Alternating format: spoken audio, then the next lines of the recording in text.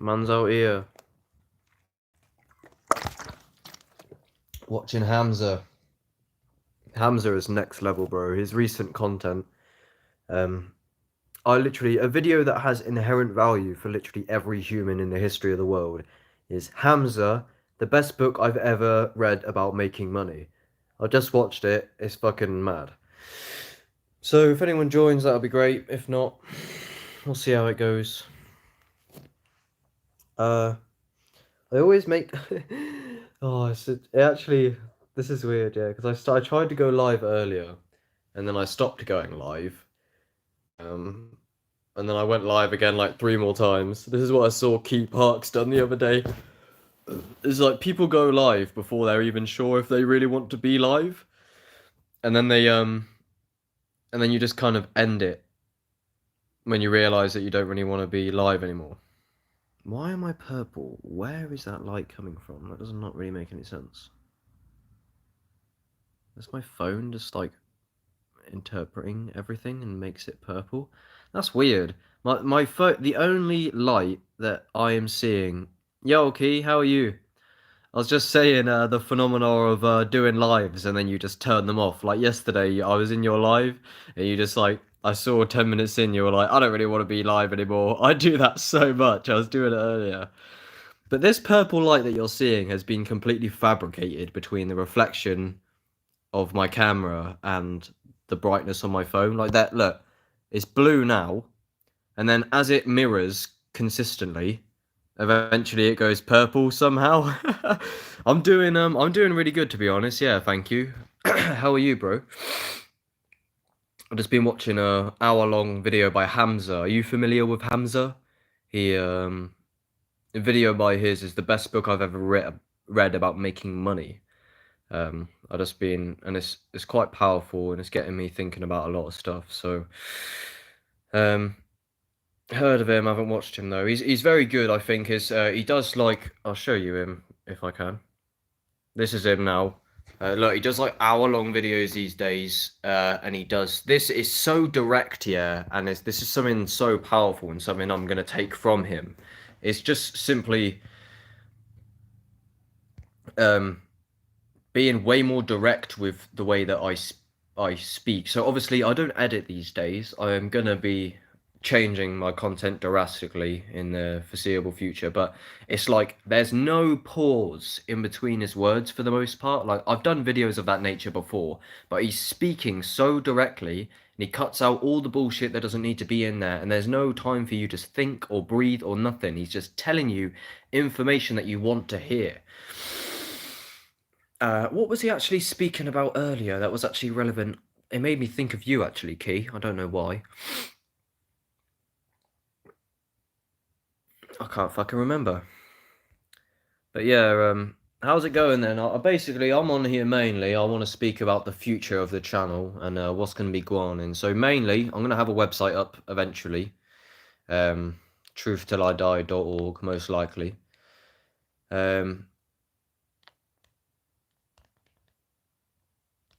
Their lifestyles up here, and then they're in debt, and then they're like, and that's where I'm going to be moving to, because Hamza was speaking on well, I'll be on YouTube, of course, but it's like you got to be careful having one entity that's like in control of your whole business, because like Sneeko just got kicked off. Andrew Tate's obviously a bit above that. I reckon Sneeko is going to become irrelevant, bro. Oh, I feel so bad for him. Poor Sneeko.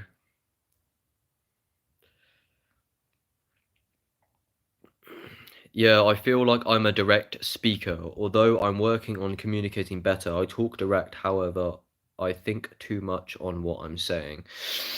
Well, the thing is, you don't need to think too much on what you're saying. Hello, fuck. I wish you would name your account, not DJ Pals 101, because I'm pretty sure it's Dylan, isn't it? Yeah, it is Dylan. Yes. How's it going, everybody? Yeah, so Key, there's no need for contemplation of what you're saying if you've premeditated what you're going to say. And this is something that, like, is so much easier than people think. It's going good, Dylan. Yeah, we're all doing good. I'm just here. Are you familiar with Hamza, Dylan? We're watching some mad hour-long video of Hamza, and it's just given me a bit of motivation to. Can't change my account name, can I? Yeah, of course you can. Have you really looked into it? Is the real question. Oh, I'm going purple again. Ready? Purple. It's so stupid. Why does it do that? Love Hamza. He's really good. He is he's really good. Yeah. How are you anyway, Dylan? What's going on? So I want to speak about if you guys would remain. You don't have to, but I'm going to speak about the future going forward on my channel. I haven't premeditated this particularly, but it's not just about my channel. So what you're going to see, I'm going to be ruling out the not edited videos. Tell you what, I may make, like, I do have a second channel, but I might like proper double down on the second channel and put. I don't know if you guys are aware particularly of my second channel, because like it gets zero activity when I did used to post on there a bit. And then eventually the reason why my channel's so saturated now is because I migrated my second channel to my first because I thought they were good enough. But now's the process, especially over the next few months, you're going to see a drastic change in the way I do things. And that is going to be much more direct videos that take inspiration, yeah, from Hamza. Why is my phone fucking... What is going on with this brightness? I'm dandy, mate. How are you? Yeah, I'm really good, bro. I'm doing really good. Just woke up this morning and fucking eating fruit, getting out in the sun, feeling good. You know, the general crack. So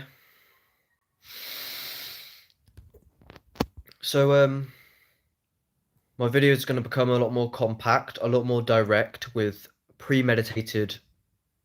It's going to be levels above anything you've seen over the next few months. And I'm going to be refining what my actual business model is, I guess. And well, that's more of just.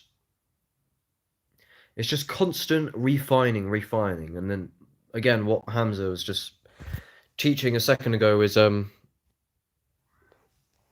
you see how that's actually weird. Oh, I understand now. So the brightness is like a mirror. So when it goes dark, yeah, when it goes dark, have I lost it?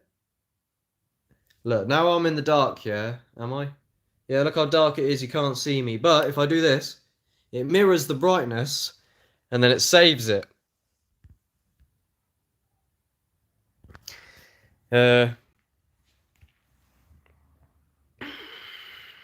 so I'm just going to be refining what I'm doing, and it's going to be a lot more solid, and you're going to see crazy quality videos coming your way. I got a few like shit old videos that I need to get out of the way, but my main thing here is just to bring massive value, especially, well, to those, you know the crack. If you know actualize.org and Hamza, did did some guy actually come up to you in that field and ask you what you were doing? Yeah, someone commented and said, I wish I could find it, but it won't let me go. Yeah, someone did do that. See, I work in the local shop, and he's a customer, so I know the locals. So I did know him vaguely. I don't really know him, but he did. He was walking his dog. He walked past me and said, "What the fuck are you doing?" And I said, and then eventually I just broke out. I said, "Well, the way I see it, mate, I said everything's fucking poison. I'm out here just getting some sun." Everyone tries to remind me that it's cold outside, as if I'm not. They're like, "Oh, it's cold, you know. Why are you wearing shorts?" I don't know. It was, yeah. I'm the exact same. I got a few videos scheduled, but from now on, I'm taking this shit seriously deep. Nothing other than real info that needs to be shared. That's right, man. That's exactly right. So that's it. I think that's ultimately there's not much you guys in particular, you know my vision, so I don't need to tell you. I just ate loads of corn fucking mince and like pasta, and now I feel fucked. I can't even talk properly. I need to get away from this food, man. I can't afford it, right? I know, pasta, I know, right? What am I doing eating pasta? Makes me heavy and tired. Yeah, literally, that's what I was like. I was so good. This is what happened yesterday as well. It's only since I started looking into fucking fasting that I become so much more conscious of what food does to your energy. I feel so much better without food most of the time, which is very strange. Yeah, it's making it difficult for me to even like. Why am I just in the dark staring at this fucking light, blinding myself? Let me turn this on. Oh, yes, that's much better. What's the chat saying? Had oats, banana, kiwi, steak today. That's it. No carbs except the banana. If you want to class that, feel great. Yeah, there's no. People overeat, and yes, I recommend for everyone to look into. I don't know if you've ever really looked into fasting, Key or Dylan, but it's not even particularly fasting. It's just taking a break from food actually has inherent value. People just eat whenever they feel like eating, even if they're not particularly hungry, right? But if you like consciously just like eat like maybe loads of fruit for a few days before you do it, and then like have like a day break and just eat some like good fruits, veg, greens, no like heavy shit, or so like you can fast with just fruit and veg and greens. You don't have to go full blast fasting, but you notice that your body actually you feel incredibly light. Your energy levels are very strange. Um, Obviously hunger comes and goes, but it feels like your body's cleaning because it hasn't having to deal with loads of shit. Used to do it once per week, just water, felt shit during it, but next day felt cleansed. Back in my yoga days. I need to get on the yoga a lot more. So that's it. The vision is just going to get a lot more serious, and it's basically what Hamza was just saying in this video is like you need to realize your life purpose. That's what Leo Gura speaks about. The life purpose is basically the fuel and what orientates you to where you're going. And then when you become conscious of your life purpose, you then have a direction and then you need to like orientate 90% of your thoughts towards working on this vision. So if you want to be a YouTuber or whatever, you need to just like consistently keep ticking at this thing, working on it. Work on it. If you want to be a YouTuber, start uploading videos, take a step back, assess the content, and then return.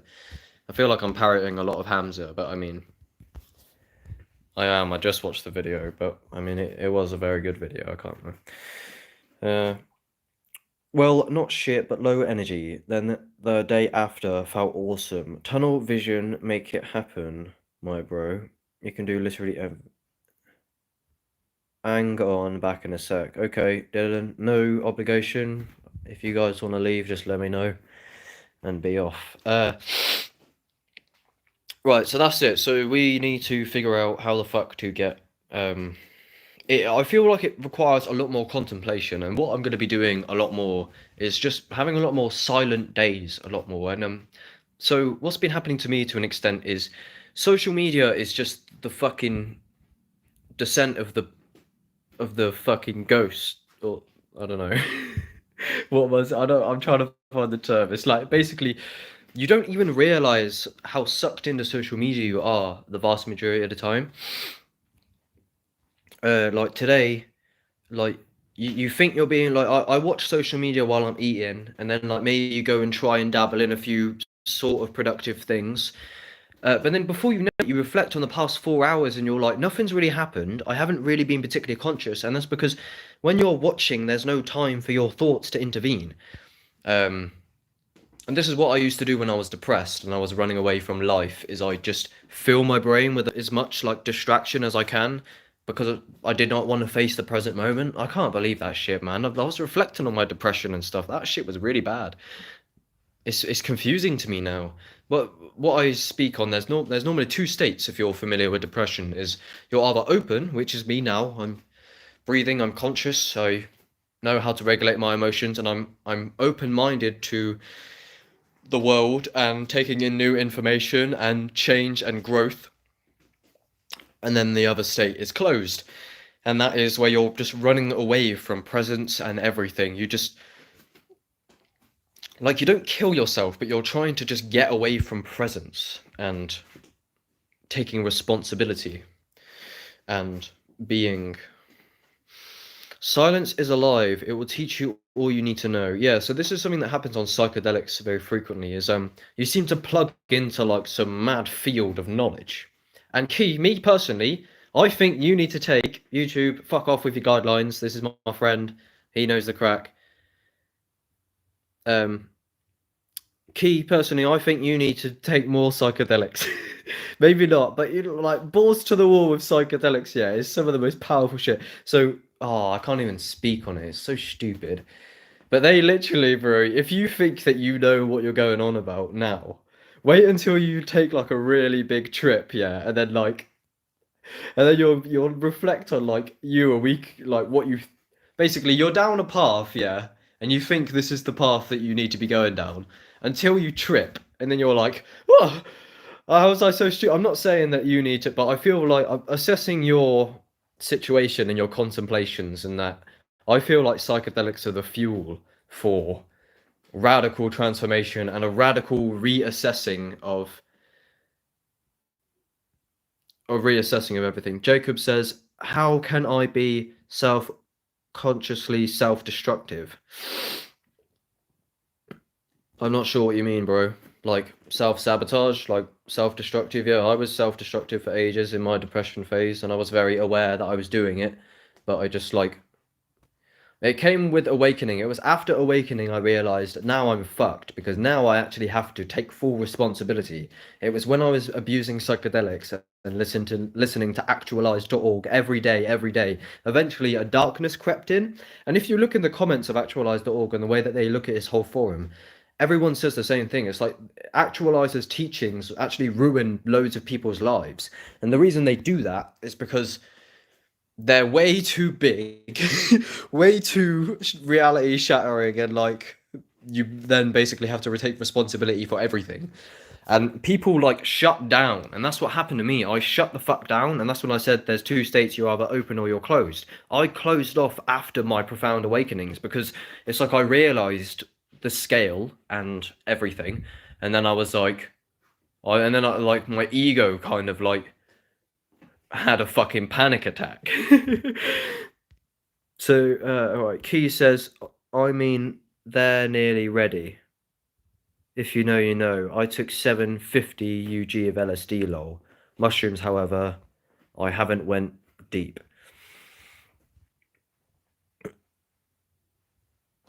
Yeah, well, I mean, well, mushrooms actually, I find, you say you enjoy LSD more, I remember. If you don't think that you've went deep on mushrooms, and this is something I think Leo Gura misses out a lot. Mushrooms take you by the hand and they want to show you, they want to teach you, and it's like a mystical story. Even if you're just laying in bed in the darkness, I mean, they can. There's a whole variety, but I trust these substances so much, and I don't believe that.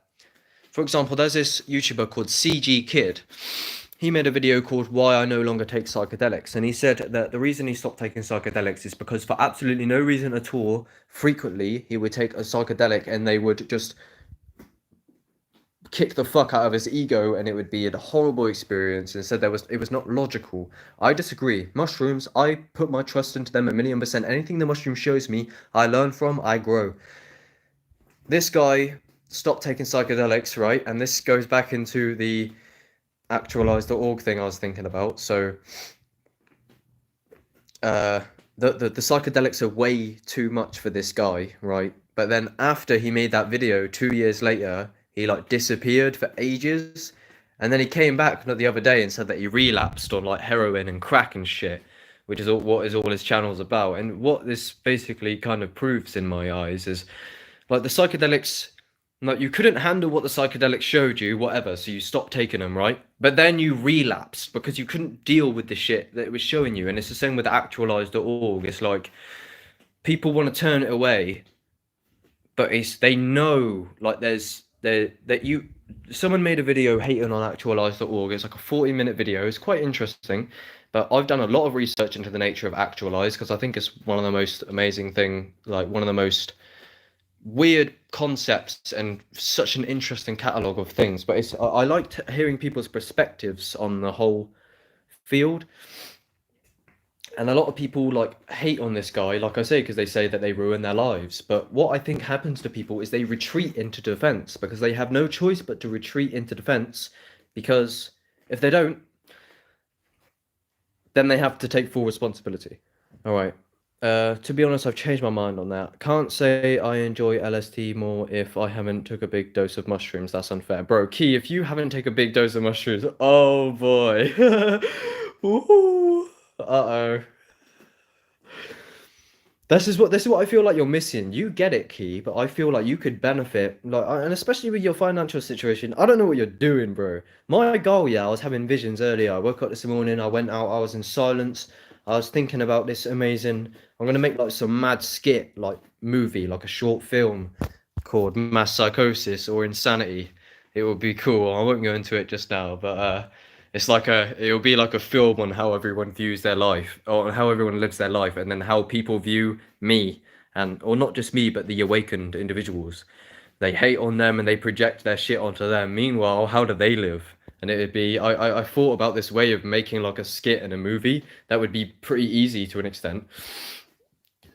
And if I'd done that, it would just drill the point home, man. All right, what we saying? 1 tab versus 2 Gs of mushrooms. I enjoyed the feeling of LSD more, but enjoyed mushrooms more for realizing things more in self-improvement in general. Wow, the poor guys are here. Followed you from Snap. It's ridiculous, isn't it? Who the fuck? Who the fuck, yeah? You see how I just ignored them? Imagine me on the stream now, yeah, and I see, oh, who's PAS36.fun? Free Vert Girls chat? Free chat? Or even if it said, sometimes they come up and just go, oh, like, you know, nudes, I want to talk to you now. Imagine I was, oh, I gotta go, guys. I just got, who's this in my DMs? It's ridiculous, man, who these people prey on. It's like, it's like a whole population of bots, and I don't, no one, surely they don't work. I don't understand who the fuck would ever read that and go, you know what I mean?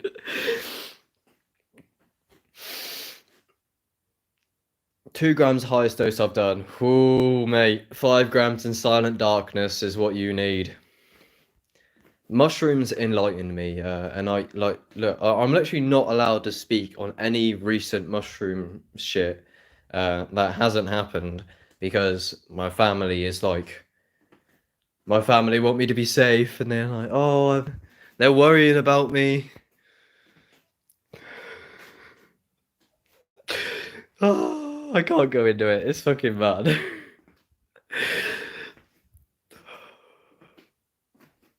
I can't even speak about it right now or on here at all, but I don't know.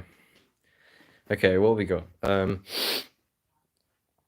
LSD went high, but I feel mushrooms are far more deep emotionally, so definitely, bro, mushrooms for me, they used to, even I was listening to the, I don't know how much like shit you guys listen to, by the way, but I pursue like so much like, well, content. I don't read an awful lot. Stop lying. Okay. Tell me how I'm lying, mate, and we'll get into it. But I pursue, like, I've listened to fucking hundreds of hours, maybe not literally, but of Terence McKenna, loads of Alan Watts, fucking so much Hamza. I know he's not the same, but I'll listen to a lot of Eckhart Tolle. I don't read a lot because it's like an active investment of time, but, and then Actualize.org, yeah, you guys, I've literally watched like, not all of his videos, but like if you scroll down to shit, they've all got that red line under it. Watched, what, like the vast majority of them. The only ones I haven't watched are like buried.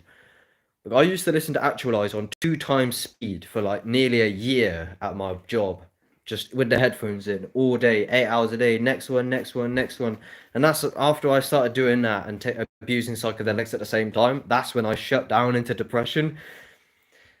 Because the people say he just ruins their life. All right, what we got?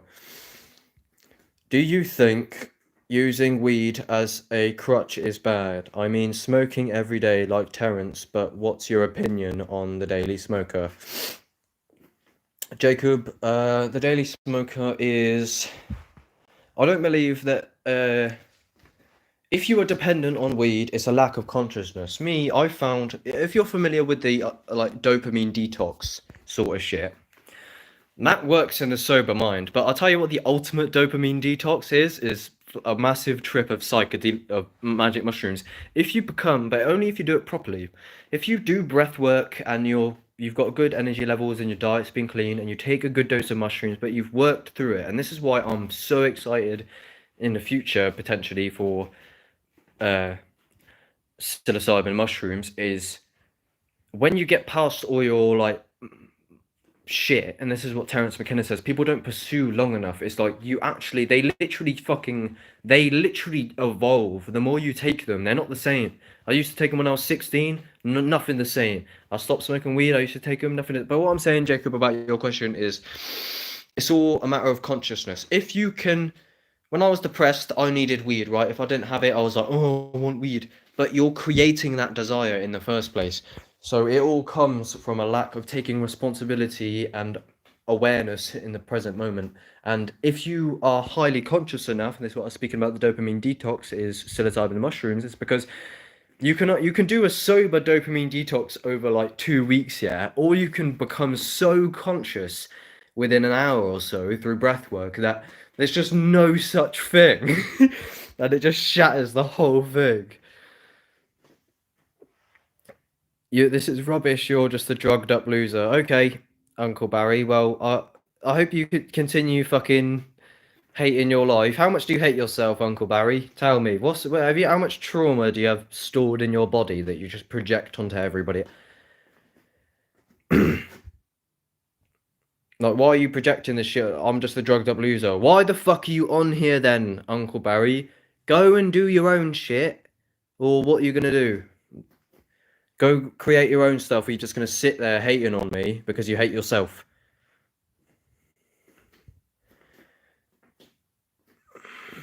What dose do you think then? Key Parks, I recommend you look into, if you like, I'll send you a few links. You haven't got to listen, of course. I say that with everything I ever send anybody, you haven't got to. But Terence McKenna breaks it down amazingly. I think I've listened to loads of Terence McKenna on mushrooms as well, and that shit is fucking next level. He's like, and something that I'm trying to get to, yeah, Psych Substance said that he is trying to incorporate the psychedelic state of being with his sobriety. He's sort of trying to do it half-ass, right? I'm literally full blast, mate. And something that's very profound is once upon a time, I got into states, yeah, where it's like the trip never actually ends. You can have a profound trip that you kind of never leave. Like, you sense that you're in it because you awaken so deeply.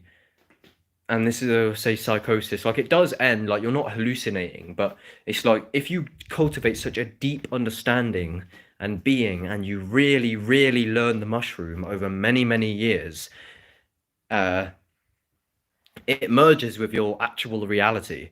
And this is why once upon a time I was on a 5 gram mushroom trip, and I was like, I'm fucking sober, because you'll hear a phenomena of, there was this one guy who took loads of LSD and he was so conscious that it didn't do anything.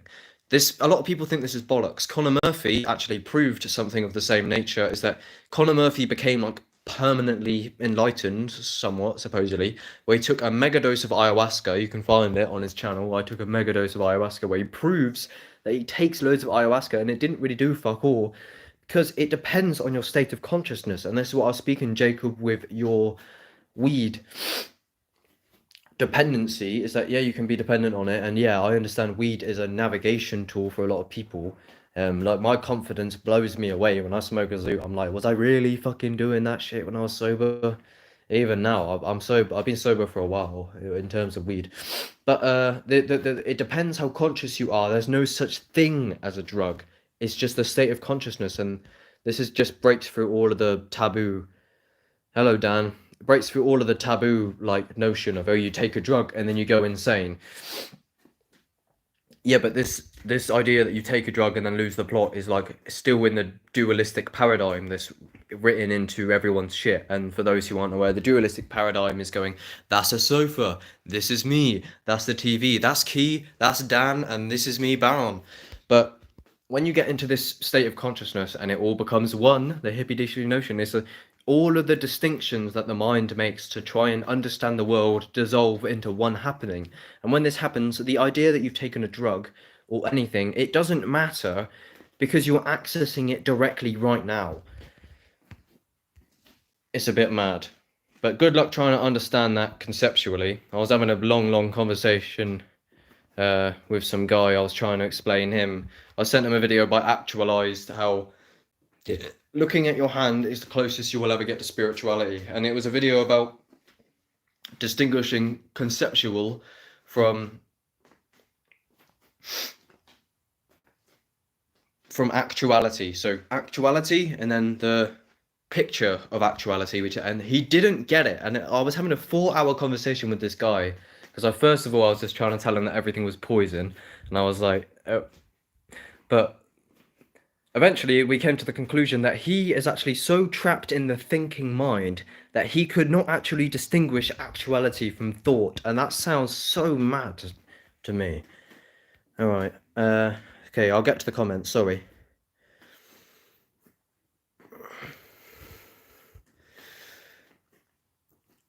But couldn't that be him taking it every 3 hours? If you took 5G streams today, then tomorrow's would feel like one. Yeah, so well, the fact that I was in a full-blown trip, yeah, once upon a time, Key, and I was like, you know when you feel sober, if you've had a drink, if you've had a zoot, or if you're on psilocybin or anything, you know when you're feeling sober. But the consciousness became so, this was like what I would call the Buddha trip, and it was really so peaceful. And I saw how thoughts are just an arising sensation and they fall, same with emotions, and you kind of break out as this awareness that's behind all of this stuff. And then when that happened, it's like I was sober even though I was on psilocybin. And I know that sounds crazy, but that's like,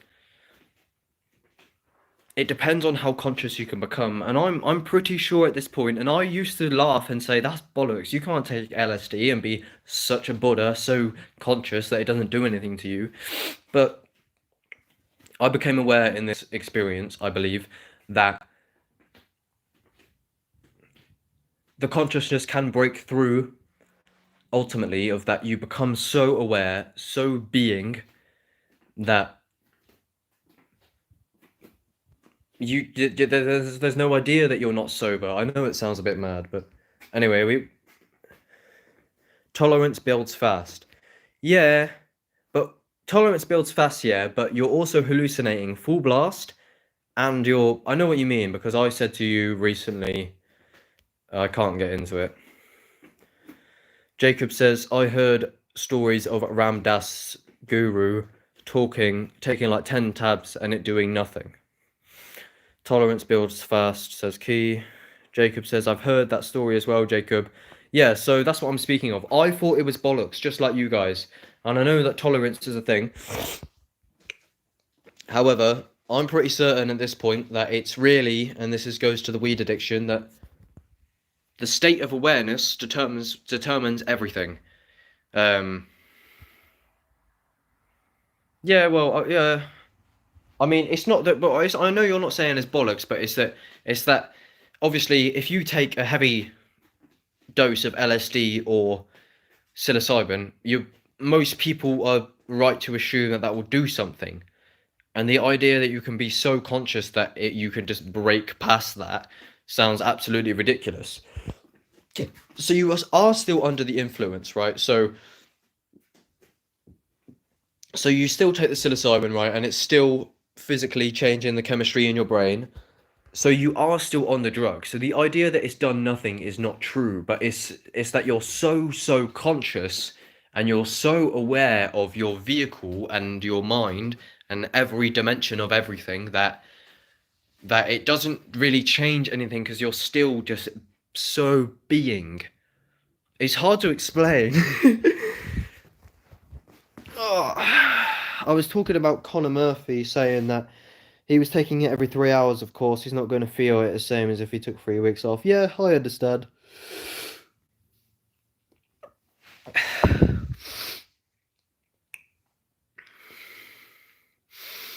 Yeah, you are right.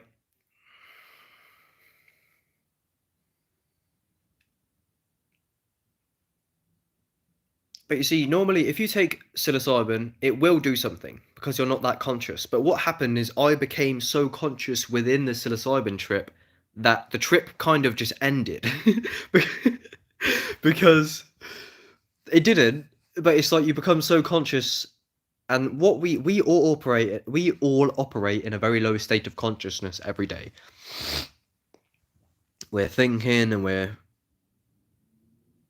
It's kind of weird actually to think about that, how unconscious we are, because we know that there's higher states of consciousness, especially in psychedelic states. So when you think about it, are we just NPCs most of the day? Because when you really think about how aware are you throughout the day, it's almost as if the day didn't happen all day. It's like I reflect on the day and I'm like, what have I even been doing?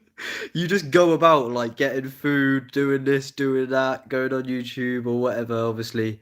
But it's like you don't actually, and this is the core practice of meditation, is just become awareness of awareness. And that's what Terence McKenna teaches on how to take mushrooms.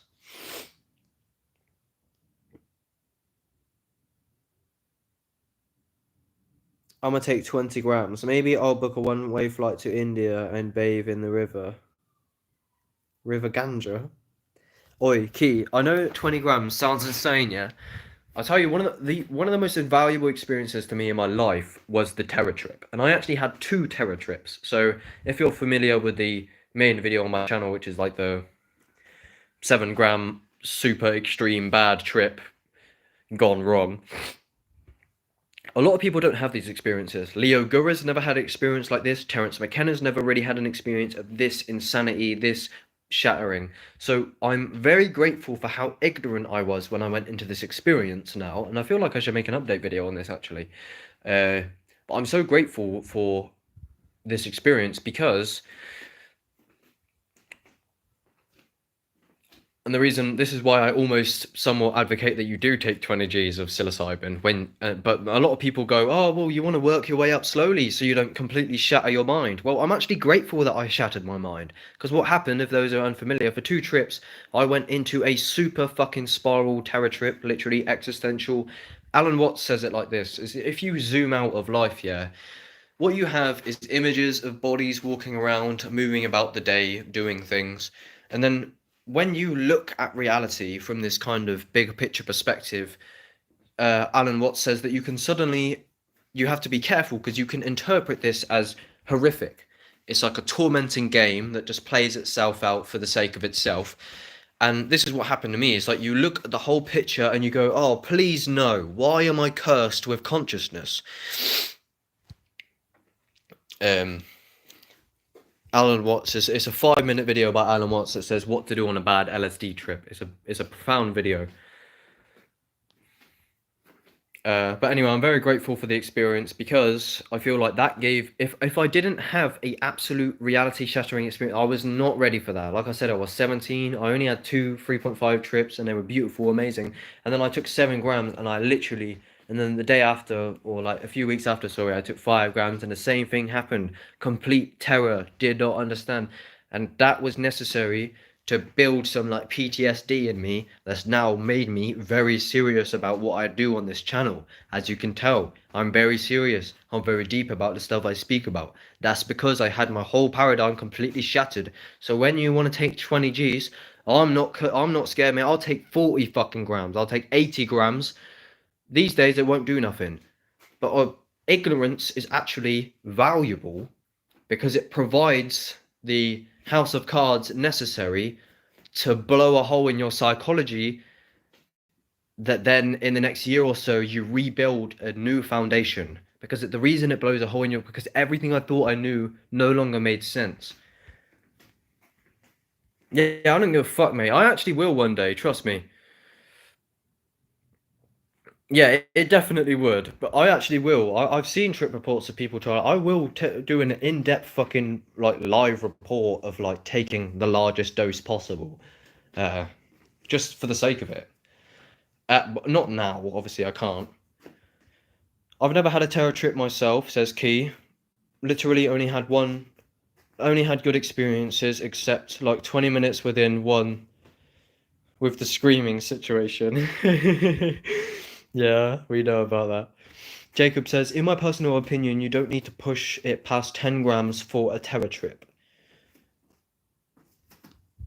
You want to be able to bring it back somewhat. Yeah, you are right, Jacob. You are right. This is what Terence McKenna says.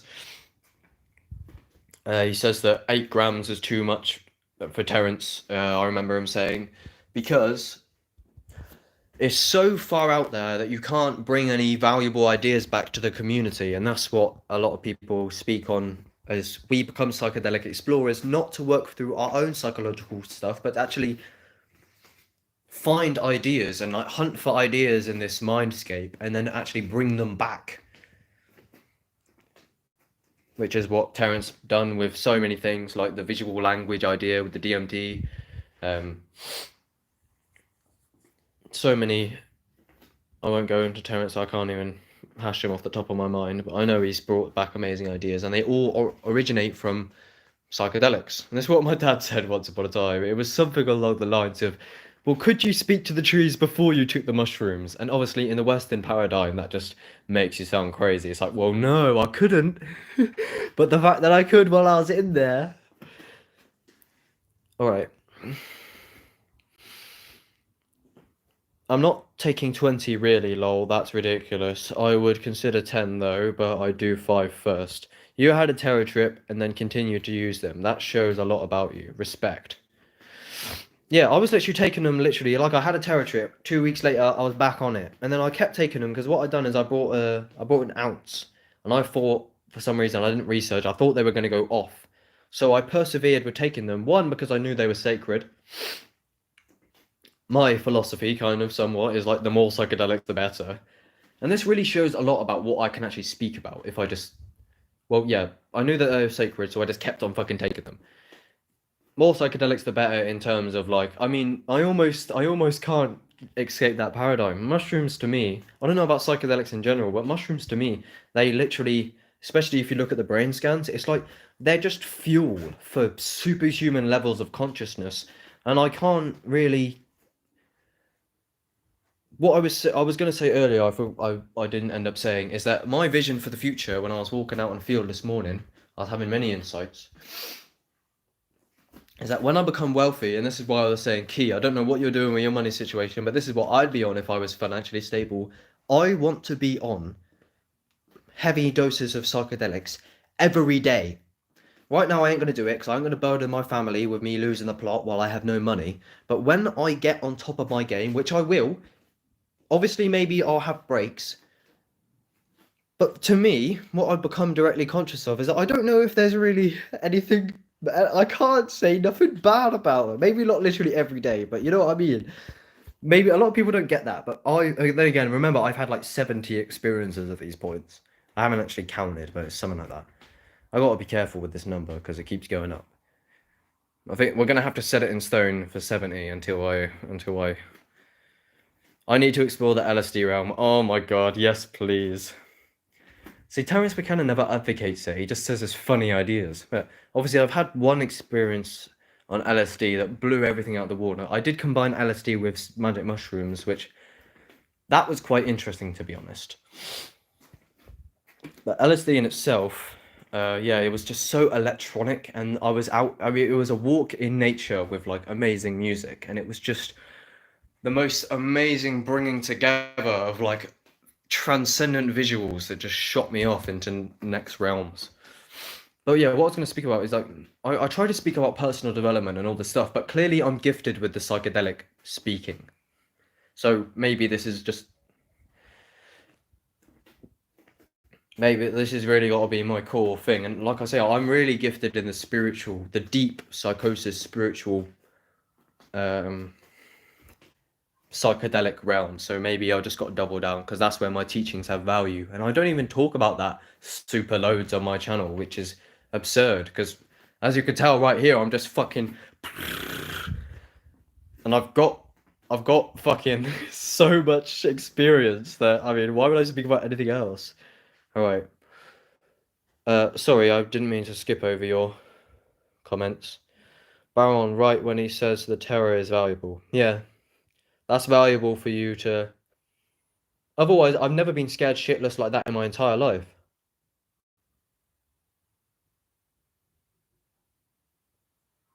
Oh my god.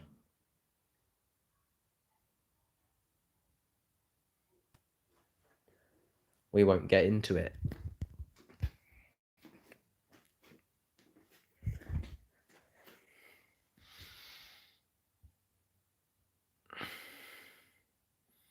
How much you pay for the ounce? It was like 300 fucking pound, bro. 300 quid. How to use a Terror Trip to learn. What can a Terror Trip teach you / what has it taught you? So the Terror Trip, for me, I actually cut this out of the video because I thought it was getting too long, but I did record these parts of what did I learn. So I learned compassion at the core of everything because it showed me the mind escape.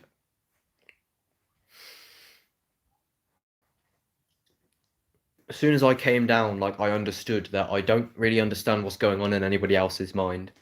Obviously, if there is other minds. I hate solipsism. It's actually scary. But right, so I feel, oh fuck's sake, it just ruined the stream. You think about solipsism as like, oh, am I even talking to anyone?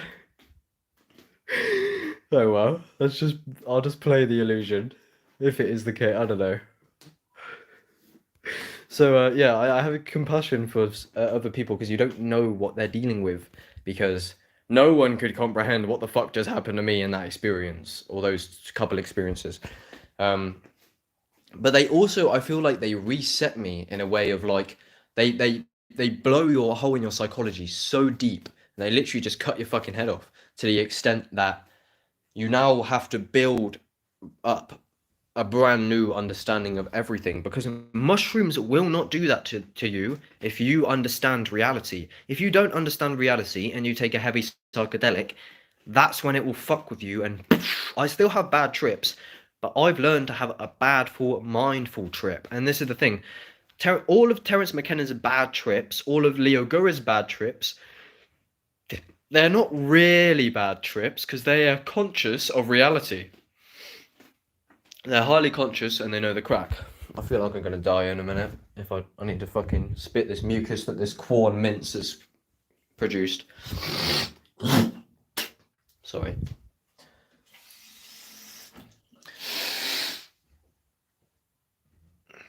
What was I saying? So they're not really bad trips because I've had bad trips recently, somewhat. That they're experientially, I feel not good at all.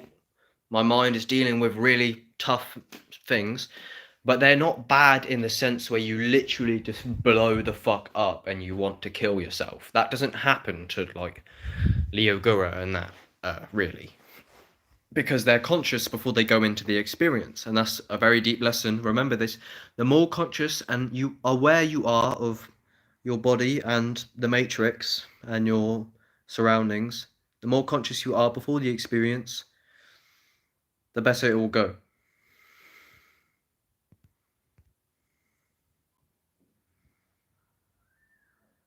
I paid 43 quid for 30 grams. Bro, you need to hook me up. Sorry, I'll go to the top now. Oh, hi, Sam. How are you doing? Alright, hold on. Baron, you need to explore the LSD realm. Yeah, I already read that. I'd rather take once a month, even if that often. Every day is too much, I know, but you do you, bro. Yeah, well, we'll see, bro, because for me, psychedelics are the fuel. And I become a superhuman when I'm on psychedelics. It's not just in my mind either, it's like... But who else has done that? Who else has done that? Tell me. Who else has cleaned their diet to the point where there's zero toxins? And then who else eats 7 grams of psilocybin mushrooms every day, and then like maybe smokes the top shelf cannabis. Like, what do you think could happen? To me, I mean, I don't know. I'm up for it in a way. Obviously, not right now. I don't mean to concern my family, but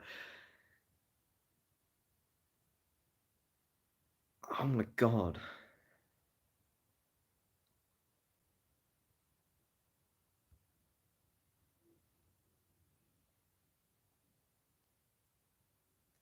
Right, let me read these comments. I totally get wanting a constant drip of psychedelics. The state of mind is just so good. It's not even good as in pleasure. It's just I'm so turned on where nothing can fuck with me. Like if I was at work on psychedelics, I'll be there and I'll be like, I know reality. And that's all it's like. You get lost when you're sober. And I'll tell you, I was laughing. We see where sobriety gets us. If you look at the House of Parliament, like Rishi, Sunak, and them dickheads all in the Parliament just chatting shit, that is where sobriety gets you. Complete delusion. That whole place does not. What are they fucking on about, bro? Sobriety allows constructs of delusion. And that's where you get phenomena that look like the House of Parliament. It doesn't exist. There's no need. They're completely asleep. Psychedelics will shatter everything you thought you knew because the mind takes over. Most man get absolutely identified with their thoughts and they cannot escape that. Key says, I agree, mate, but the biggest value is bringing the lessons / realizings back to sober reality. Consistently tripping, I just don't know. Yeah, I understand how people feel like that, but I guess we'll see how it plays out. Eventually. Ounce of weed? What question is that, bro? No, it was an ounce of psychedelics, of psilocybin mushrooms. I think my terror trips have been so mind-bending and profound, says Jacob, that they leveled profound that have leveled my expectations of reality. Yeah. What reality is capable of gets blown out of the water if you take a massive dose and have some terror trip mad shit. That in itself gives me so much freedom and expansiveness. Yes, Jacob, that was a very good comment. That's right. If you have a terror trip or you take a crazy dose that you're not ready for, it will prove to you directly that what is possible in reality is far greater than what your previous paradigm suggested. Bro, I feel bare acidic now.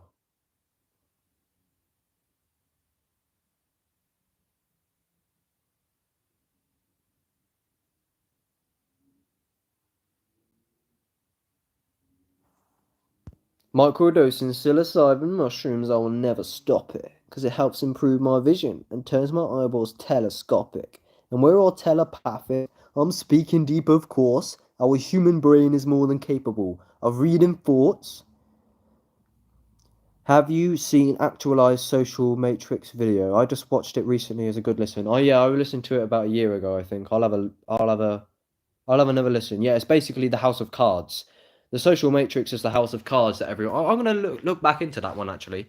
It's basically it's like lies upon lies. Like they teach in school. Like the doctor actually. Like here's a good example. I was speaking to someone the other day who was a victim of that. I have a chemical imbalance. I was saying there's never been any evidence of any physical chemical imbalance ever for depression. And I was saying that the doctors basically tell you what they've been educated with. So like no one actually diagnoses you from the bottom up, from the root. And this is what shamans do in these other cultures. So this is why the West is fucked. And the social matrix is everyone relies on what they've been told. Basically, all the facts in society is hearsay. So there's like a net of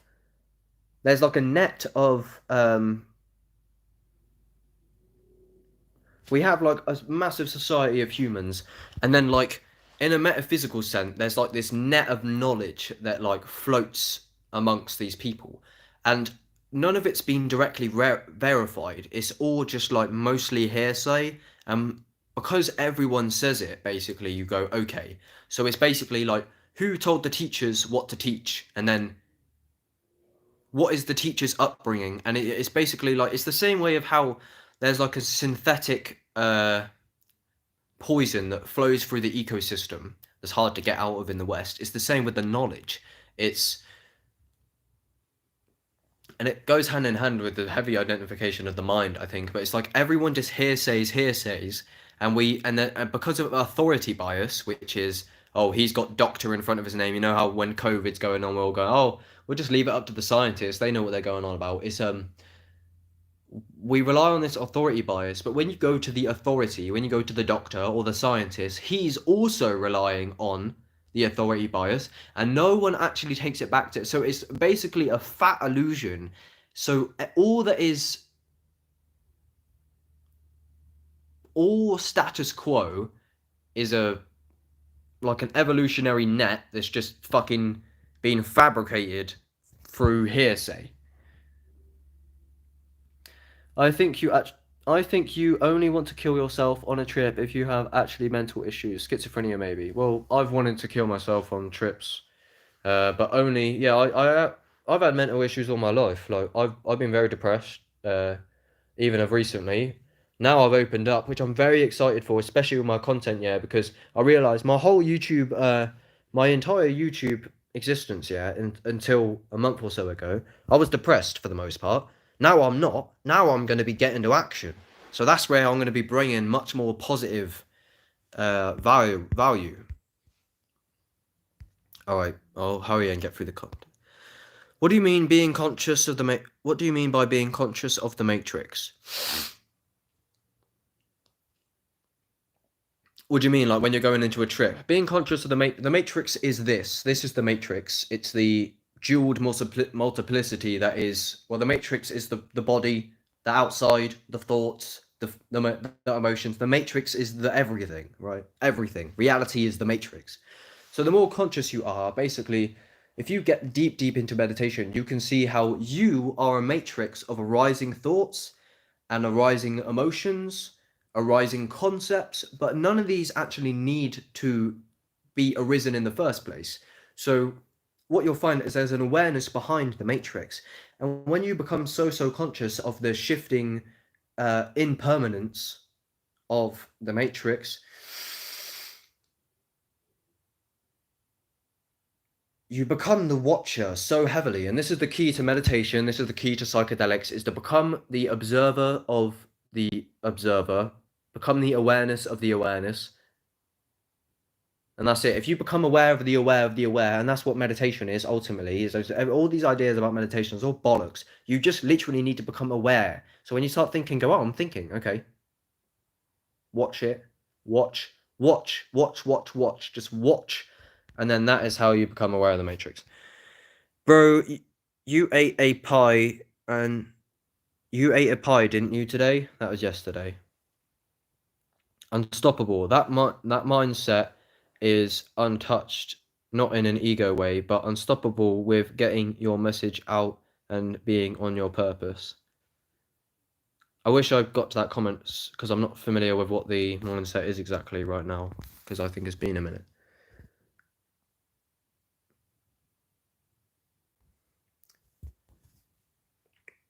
Sam says, for myself, I find trips more impactful when you spread them out. If I do them too close together, it becomes a bit of a dud trip. Yeah, so Terence McKenna says, if you keep on taking, if you abuse psychedelics, you become convinced of all sorts of dogmas and ideologies. I know what you mean. You do need to space them out because it's dangerous to take them too much, because you need to have a breather and take a step back. Because if you keep on taking them, your life does turn upside down. And that's when I got super depressed and shit after some mad spout of psychedelic abuse. Because my life turned upside down ultimately because I deconstructed everything I thought I knew. But it is necessary to take a step back and have a breather. Definitely.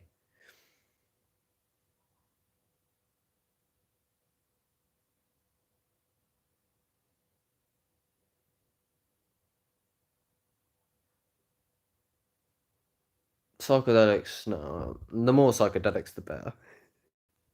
I'm 19, Sam. Hold on. Yeah, I'm the same as Sam or G Block. I think for weeks sometimes, months after a trip. Yeah, I feel like I'm like mastered psychedelics at this point, which is the only reason I can say that. If I was maybe in your guys' paradigm, I don't mean to say that you haven't, but psilocybin in particular, I know psilocybin with my heart and soul. So I feel like there's no possibility for me sinking under into some like irrational bad trip. But I know what you mean. It is good to have a break. It is good to have a sober breather so that you don't sink too far into delusion. But my mother is unconscious and she puts her authority in the news. It's terrible. Yeah. Everyone has their authority and it's weird, isn't it? Bear Man are literally asleep and like they literally choose to be asleep. Well, I choose to be asleep when I'm at work in my wage slave job. Like I said earlier, when you really become aware of awareness, you reflect on the whole day and you're like, have I even been awake the whole day? Yeah, I'm 19. Dylan says, yeah, I get you. Sam says, yeah, I feel like trips come about naturally.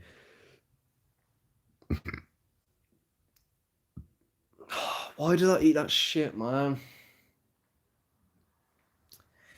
Most people don't realize how fucked they are from the food they ate, and I'm talking to you, Dan. I don't mean to victimize you, but until you have a break and you fast on organic fruit, and then you go back to what you're eating, you realize you've been riding away, and you don't have the contrast to understand how shit your body feels. Um, yeah, I feel like trips come about naturally. If I feel called to trip, then I will trip. Yeah. Uh, it's not. There's not really a delay. It just takes me a minute to get through the comments. Sorry. I'm up to date now. I'm the awareness that hears birds instead of thoughts, but the birds are the light. I'm the awareness that hears birds. Yeah. Well, I mean, I guess the light is just the happening. The other. And you hear the birds and not the thoughts. But you can also hear the thoughts, but it's like when you get entangled, because you got the origin of depression and all emotional fuck up, kind of, is you follow the thought and you go, oh no, this is happening, this is happening. No, it ain't. It's a sad story in the mind.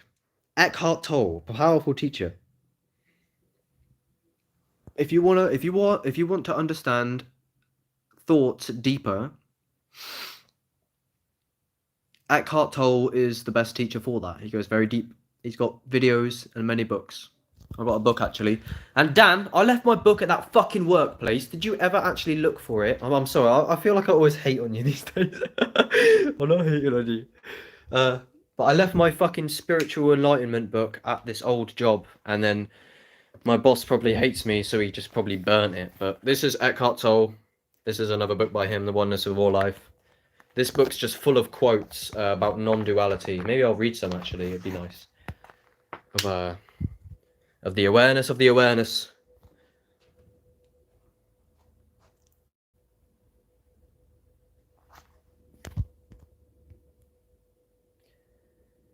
Wondering what your upbringing was like. So yeah, we can get into my. So I thought this goes for many people.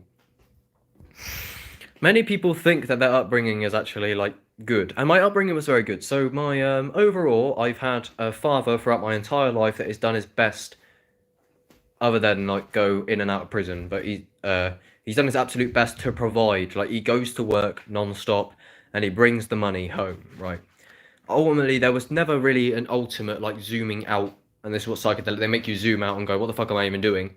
Of like a bigger trajectory. But he went to work. He was the breadwinner. He came home. General wage slave shit. Right. I love my dad. He has provided the foundation of everything, and without him, it's my goal now to liberate him from the fucking wage slave matrix that he's been in the whole time, just being the breadwinner for me and my family.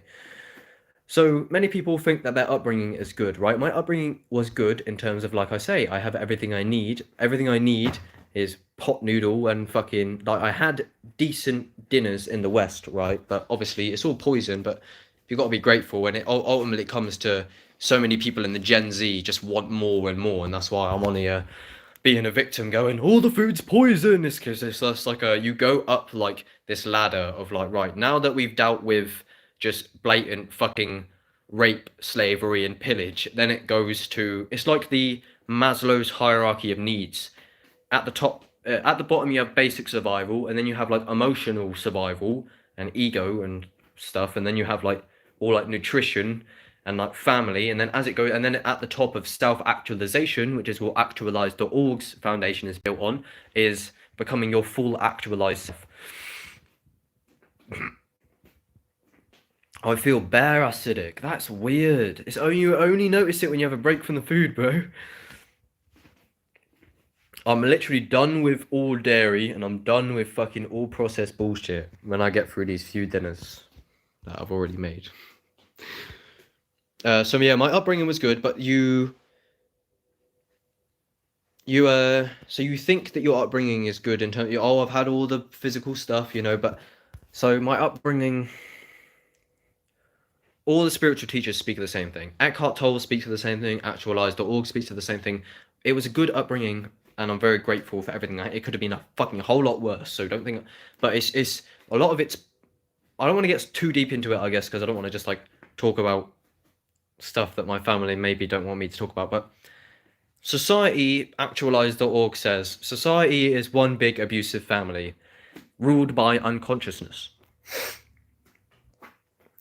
My upbringing was basic for the most part. I had, my dad would die for me. I don't need him to die for me, I need him to live for me. I want to see everyone around me thriving with health.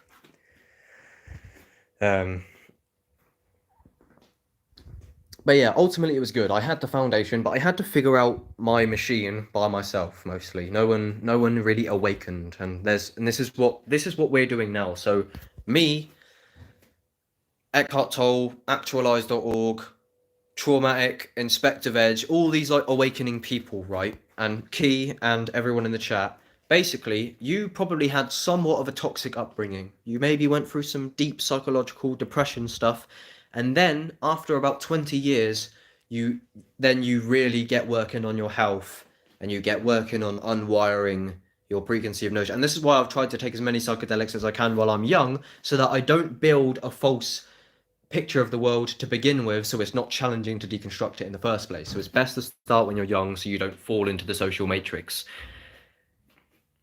But what's happening is that if we can become conscious now, so I may not be the one to change the world, but we are setting the foundation for those that will. So we work on our health when we're 20, right? Because we're busy dealing with the abusive social matrix that is society, the unconscious abusive abusive family that is society. But then when we have children, we already have the knowledge. So this is where the superhuman capabilities come into play, because there are no boundaries. Fuck off with your boundaries. We have to work through our shit slowly and like unwire our 20 years of neuroses and bullshit, right? But then our children won't have to do that, because we won't indoctrinate them with the false system to begin with. My child will be an absolute weirdo, but he will love himself. Alright, what else have we got? I've read The Power of Now, or most of it. It was a decent book. Yeah, I read like the first quarter of it, and then I lost it. Before I go, when you read my comment, I smelt apple, the apple of my eye. When you read my comment, I smelt... What? Jacob says, before I go, when you read my comment, I smelt apple. The apple of my eye.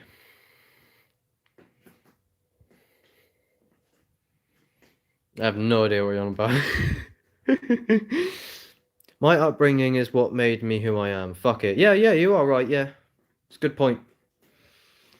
Everyone around me ultimately, like, you've got to understand about your upbringing, everyone, it comes from a place of love. Whether or not they know the best way to love for you is another thing. But their authentic intention is they want Everyone, like Charlie Chaplin says, we want to live by each other's happiness, not by each other's misery. That's what we're like. But people don't deal with their own neuroses and shit in order to get to that place.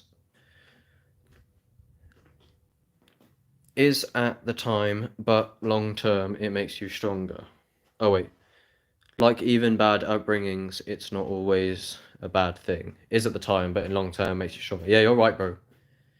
Chuck the dinners, bro. Eat some golden teachers for dinner. I'd love to. It's literally my financial situation. Like I've got like 30 fucking pound in the bank, and I don't get paid for just under 4 weeks, and I owe over £1,000. So there's my life. That's what you get for. I was on about self-sabotage and depression for so long, yeah, on my live streams. Oh, self-sabotage. Yeah, now it's caught up with me, but no, I'm not depressed anymore. Yeah, so now I'm trying my best. But now I'm having to deal with my past self-sabotage. Like I was self-sabotaging, but it didn't matter because it didn't catch up with me now. And that's the same thing. It's like you keep eating shit food, you keep smoking weed, you keep smoking tobacco. You think, yeah, wait until it actually catches up with you, bro, and then you're gonna fucking understand. And then you've got a, it's like a fucking ship going a million miles an hour down this way, yeah. And then when you awaken, you've then got to turn the tide, and it's difficult as fuck because you've been busy going a million miles an hour. This is why psychedelics are important. Direction is more important than momentum. I'll say that again. Direction is more important than momentum. Society is one big abusive family. I like that one. Yeah, that's basically what happened to me, says G Block. Began to see my parents for who they really are, but a lot of trauma behind what seemed to be relatively normal. So, the thing about psychedelics is I didn't know I had trauma. This is what I said. I thought my upbringing was good, and it was ultimately, yeah. But then, like, the psychedelics literally dug up trauma that I didn't know was there, and I'd been doing them for years anyway. And then this one trip went bang, and and then I realized some mad shit. And people don't actually, they don't know that they have trauma. A lot of people. And then the thing is about your mind, and then people's like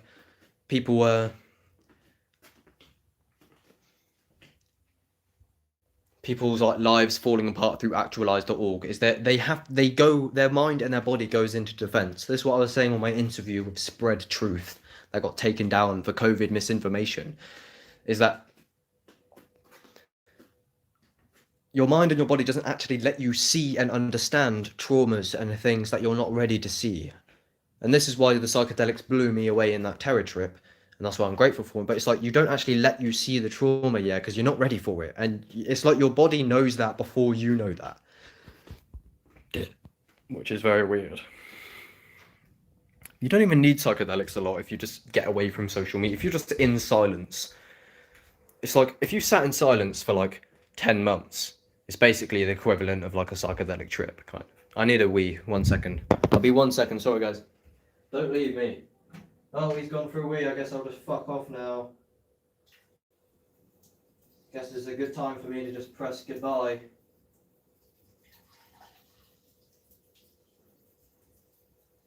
Thank you guys, by the way, for actually fucking sticking around.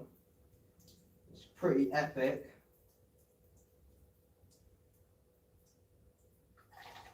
Boss up your TV, boss up your TV, boss up your TV, TV, boss up your TV, boss up your TV, boss up your TV, TV. Am I gonna get taken down now on YouTube because you hear me having a piss? Is that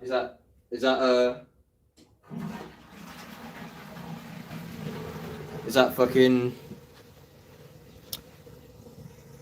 what's it called? Is that something to be taboo about? Now I need to wash my hands apparently for having a piss, even though I literally didn't even focus. It's not like I pissed into my hands. Wash my hands with fluoride and chlorine. I don't know, say what you want. I literally avoid tap water in the sense of like Like I don't have a girlfriend or nothing, so I just like when I'm like inside, obviously I to an extent, but I used to have a shower every morning and every night. Now I don't really take a shower like unless necessary. I don't smell like shit, yeah. I won't go 2 days without a shower. No way. Um but I don't like take I literally avoid like having because some people have baths and showers when they want to. I don't. I take them if necessary because there's chlorine and fluoride in the water, and that goes straight into your bloodstream.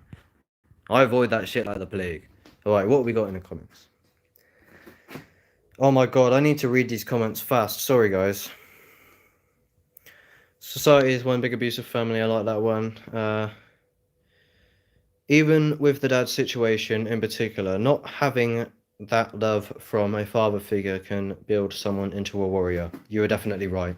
Your pain can become a vehicle for growth and transcendence. That's why one day I was on my moped on raging off mushrooms, going to see my mate who'd also raging off mushrooms and just achieved enlightenment. So I went, okay, I'm coming down now.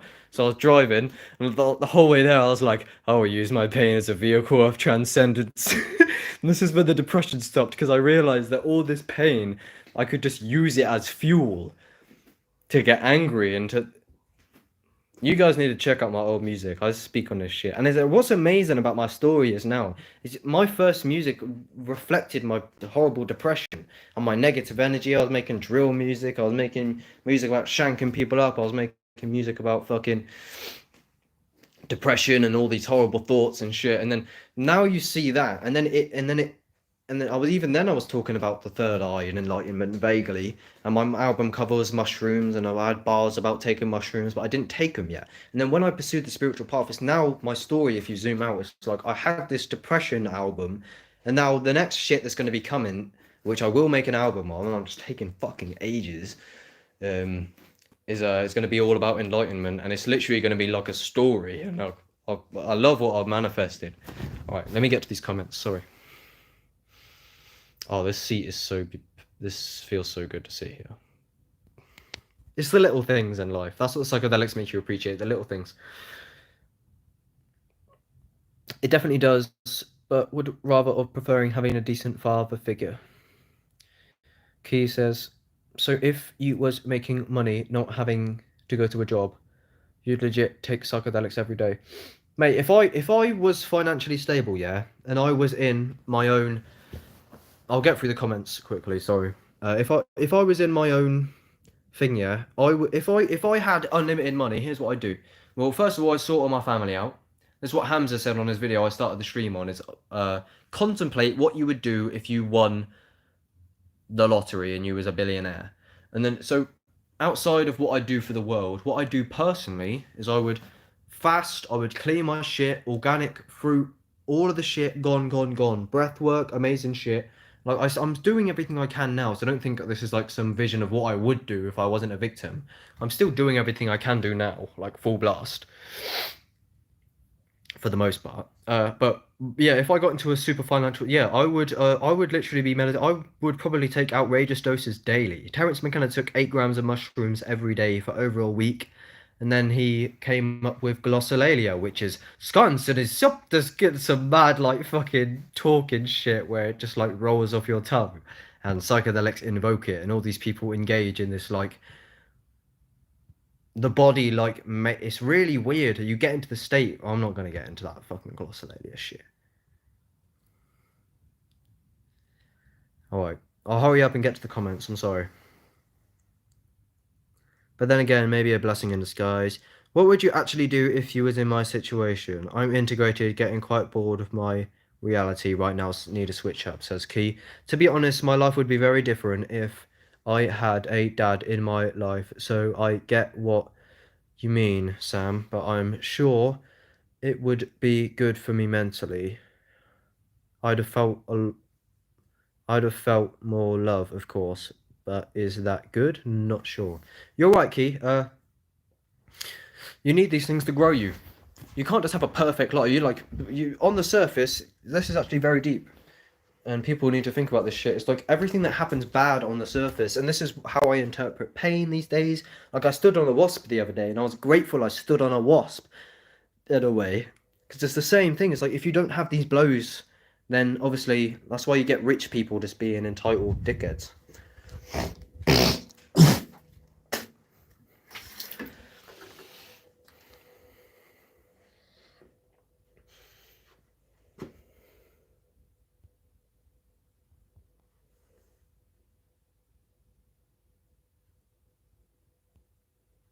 For me, Sam says, for me, I didn't start processing until I was 19, and it's been going on for the past few years. More gets uncovered as you age, I find. Yeah, well, is that with the trauma and stuff? That's it. When you're ignorant, this is the thing, a very important lesson as well. You basically accept everything until you question it, I've discovered. No one told me this, is just what I've learned. It's like, until you actually question it, you accept it. So this is when you're a child, you accept the food you're given, you accept the household, and the household makes you believe. You got to understand, if you're in a traumatic household, it's actually likely that you don't know that you're in a traumatic household because the house just reinforces that you're not, and you just take on those dogmas and beliefs or whatever. Key says, feeling unwanted and loved can teach many things and build one into a very strong person. So it's a blessing. Yeah, you got to really embrace. Don't wish-wash about the past. There's deep lessons learned from all of your traumas.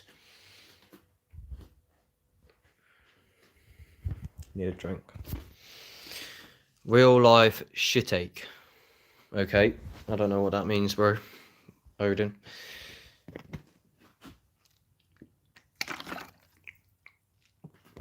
Let's be real, no guy washes their hands unless they have a number 2. Yeah, I mean, fuck it, bro. I mean, people are so queasy and weird, man. Like, that's what another thing my household used to hate on me for is like I'd have a piss and then they go, "You're not washing your hands." He's like, "Yeah, well, it's not that I even knew, but I didn't want to because it was just fucking long."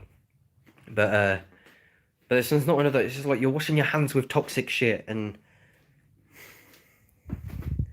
I wish I could go deeper into like my family kind of situation, but I'm not going to, just out of respect. But in the future potentially, but right now is not the right time.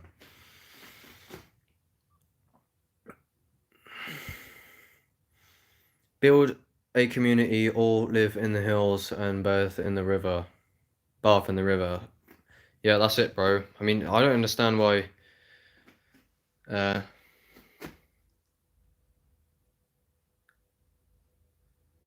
I don't know. There's this lyric by Inspector Veg. He's like,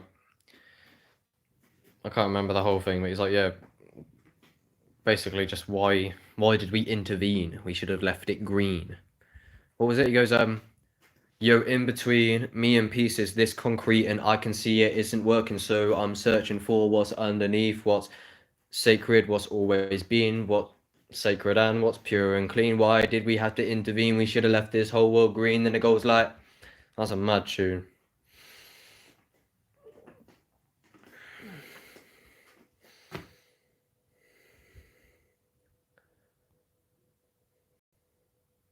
Baron the Driller, when we meet, don't chef me, G.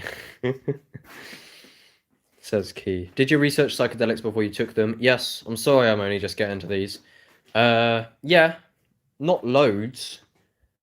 But yeah, I knew about them for ages. I don't know how. I don't remember a distinctive moment where it's like I always knew. Like I grew up and I always like just wanted to take mushrooms. I didn't find this rabbit hole and go. I just like there was no distinctive point. I was like from 50 because you're barely conscious when you're growing up. But I remember when I was 14, 15 and that like I never wanted to fuck with none of the chemical drugs, but I knew that mushrooms has always wanted to be something that I pursued. I don't know why. I just heard about them and I was like, these are different. No one really told me that. I mean, maybe they did. I can't remember. How much do you pay for rent, boss?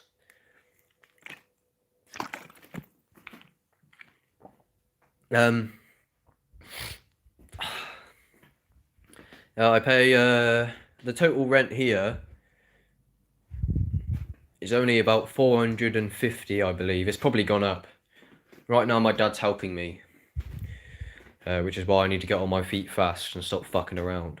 Because he's trying to help me, so because I don't want to lose this flat. So within a few months down the line, I'll be able to build stability and take over.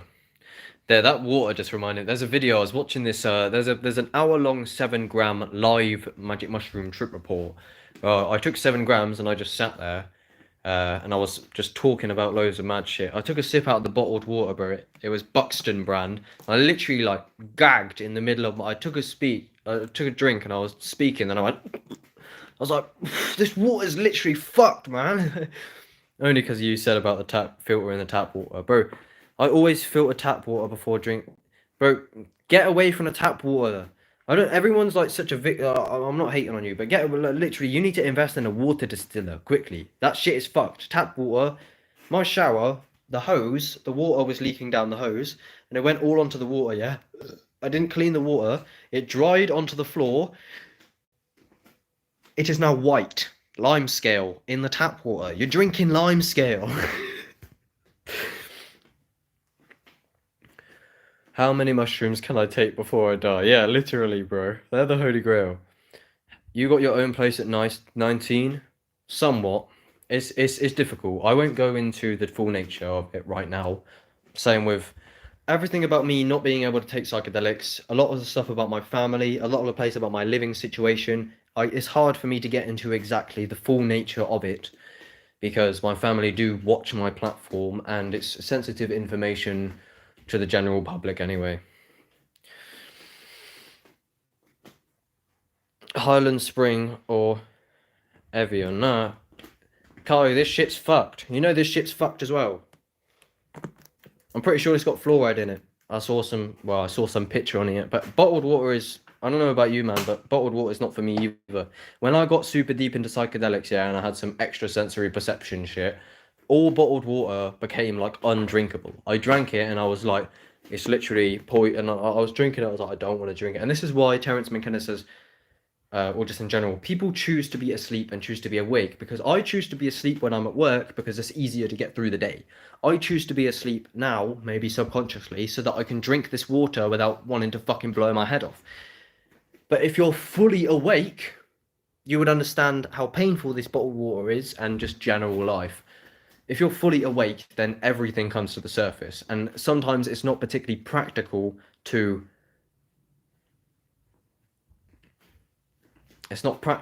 see everything and be fully awake. So your body and mind lets you bypass some of your perceptions because when I was abusing psychedelics, one of the main reasons why I got depressed is because I was just so aware of my day. I was a bin man running around in pollution all day, breathing in dust.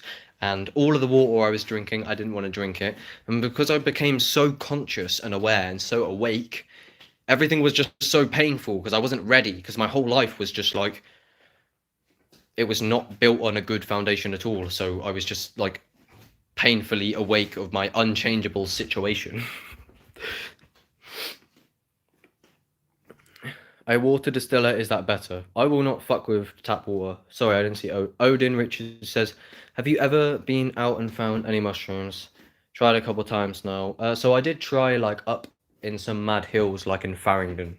But no, you really want to go like Wales where you're at like the top of the earth and it's literally like there's no shelter and you're just fucked if a storm comes. That's where you want to be. You like, from my experience, not particularly, but they can grow basically anywhere. But mainly you want about this time in the UK, about October, when the I can't remember what it was exactly, but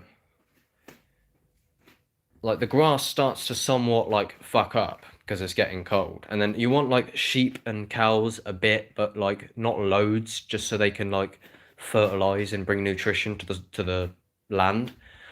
And you don't want the greenest, longest grass ever. Not really. You want, well, that's not really at all. You want like kind of shitty, like yellowy dead grass with green grass mixed in, not too long soil, but not dry and barren. Baron Davidson.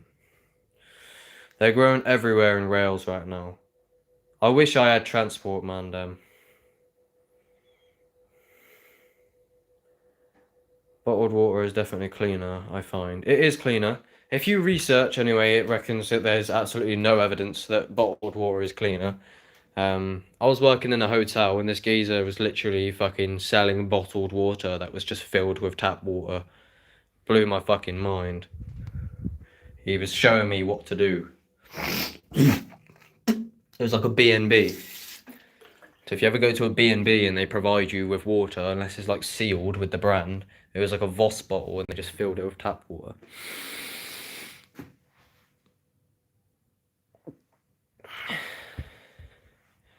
Odin, look up shroom map. It will tell you highly likely areas they grow. Oh, that's fucking cool. I didn't know that. I'll pick you up, Baron, and we're going on and we'll go picking on a gram each. Fuck yeah. You said that you and some man was like, Key, I don't want to like expose all the DMs, but you said you was potentially near Oxfordshire soon. And you was going to pick someone up or some shit. I don't know. We don't have to discuss it here, but I would definitely, obviously, but if that's actually going down, let me know ASAP, because I need to make time with my work and shit, you know. Can I turn my Wi-Fi on? I can. This is the state I'm in, yeah. I'm literally turning every plug off in the house when I don't need it. Because how much have I got on the electric? This has actually gone into the minus spot right now. So this £4, this is my situation, yeah. This £4.54 is actually debt. Because it lets you have like £5 cheat. And it goes so fast, like, that's 50p in one day. No, that's over 50p. That's like nearly £1 in one day, and I ain't really done shit. I don't even use my Wi-Fi on my phone. It's just that lamp and my PC earlier for a few hours. It's mad. But that's literally, and the good thing about my channel and my whole story now, again, if you zoom out, is you can see the depth of my poverty and my depression. So that if I become so, and this is what I was like, literally, I feel like I knew what was going to happen. Because my first video, I said, you're going to see me come from nothing to something. First of all, my articulation has just evolved dramatically, so I can actually communicate what I want to. And I'm now just building and manifesting everything I want by building connections with you guys. So, and because I've laid out clear evidence of my previous depression and my poverty, like I just done there, showing you my electric, that's like all I have to my name.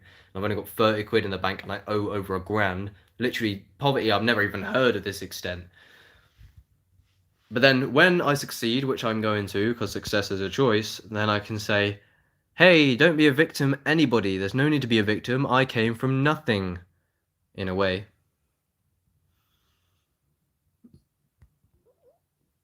Me and Sam and Dylan next weekend, yeah. Okay, well, let me know, Key, because I need to have a day off work. Like, I'd love to come with you, if potentially you're coming round these ends.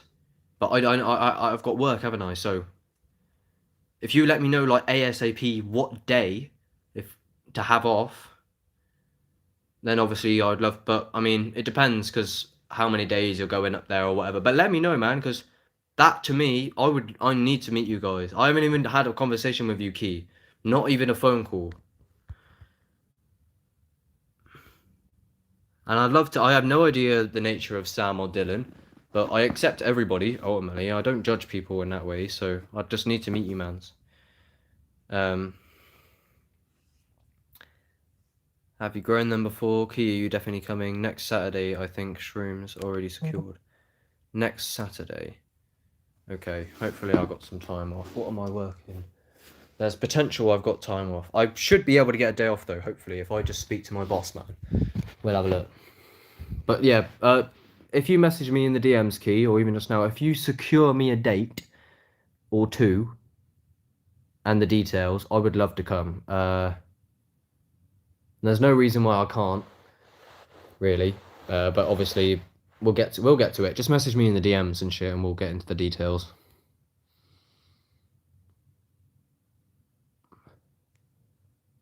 By the way, I've got Shroom Plug. This is YouTube, fuck off. This is not anything to do with me and the fans. This is me and the boys behind the scenes. And by Shroom Plug, I mean fucking nothing. You don't know what that means, bro. We all have our own definitions. Leave me alone. It's all a skit. It's all an act. I've been acting the whole time.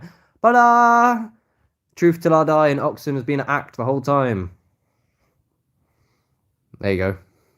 I used to say that before I messaged people for drugs. I'd send them a voice message or something. I'd go, "Dear FBI, this is a skit for a YouTube video." And then I'd say, "Yo, bro, you got any weed?"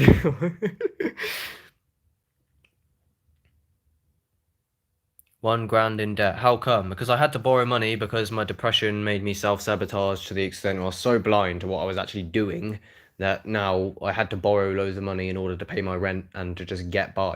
And I was buying loads and I was borrowing money, ticking mushrooms, ticking weed. I was smoking about 3-5 of weed a day. I lost loads of jobs. I was just oblivious to the storm that was coming my way. Barrel mate, we're at my gaff on the weekend after this one. Sam is a crazy vegan who is willing to take whatever dose of psychs. Dylan is slightly cautious like me. Yeah, well, by the way, guys, mushrooms, anyway. YouTube, go away. Fucking hell. The censorship is actually crazy. It's only because... But look, anyway, me personally, this has nothing to do with YouTube, but me and my friends that are meeting anyway, regardless of YouTube, so you can all fuck off, I've got, and this is an act for a future video, by the way.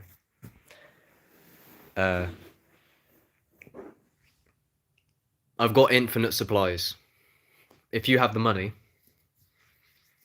we don't even need the money, they let me tick as well, so let me know. But me personally, I can't be investing nothing.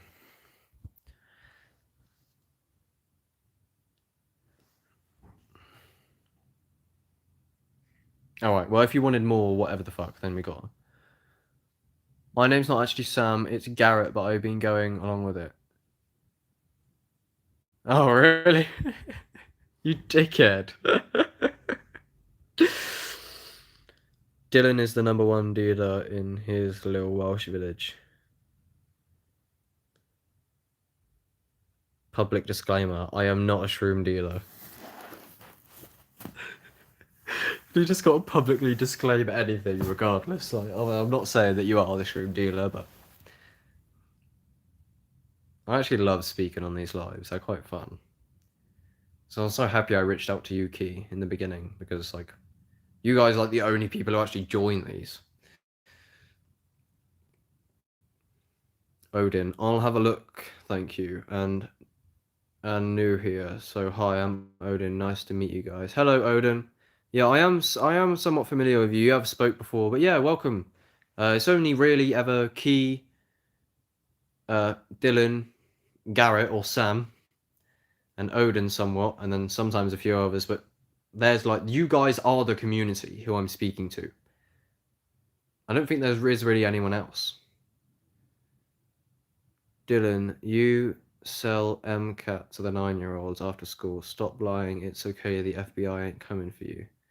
Kai, I told you not to tell anyone about this, you cunt. What filters have I got? Wow, there's no actual filters with any dimensions. It's just fucking... Oh, that looks cool. I kind of feel like I should have done this in the beginning.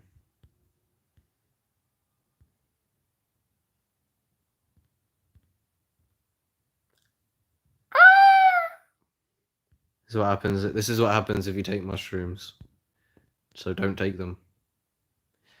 Okay, well, I've reached the bottom of the chat anyway. Well, that's been 1 hour and 40 minutes. That scream. I'll never forget that scream. Shit, bro.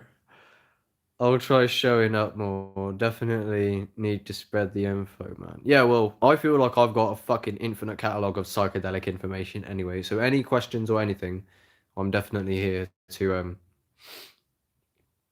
fill you in. And I feel I've got good advice. I look fucking horrible like this. That is awful, man. Why does it look so wrong? Like what? Like what do they even do to make it seem so fucked? That just looks fucking horrendous.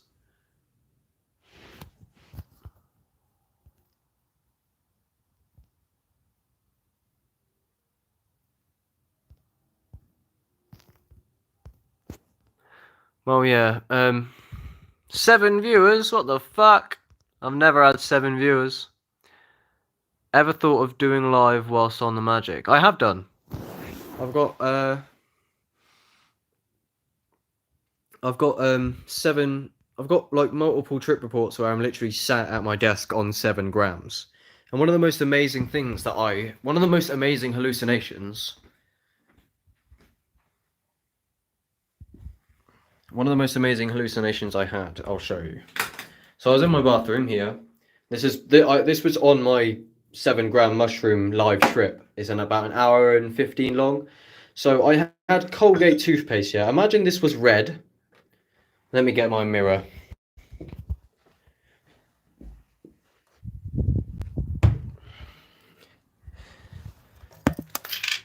Imagine that toothpaste was red, and this mirror was here, and this was here, or some shit. I was looking at it on 7 grams before I made the live stream while on mushrooms.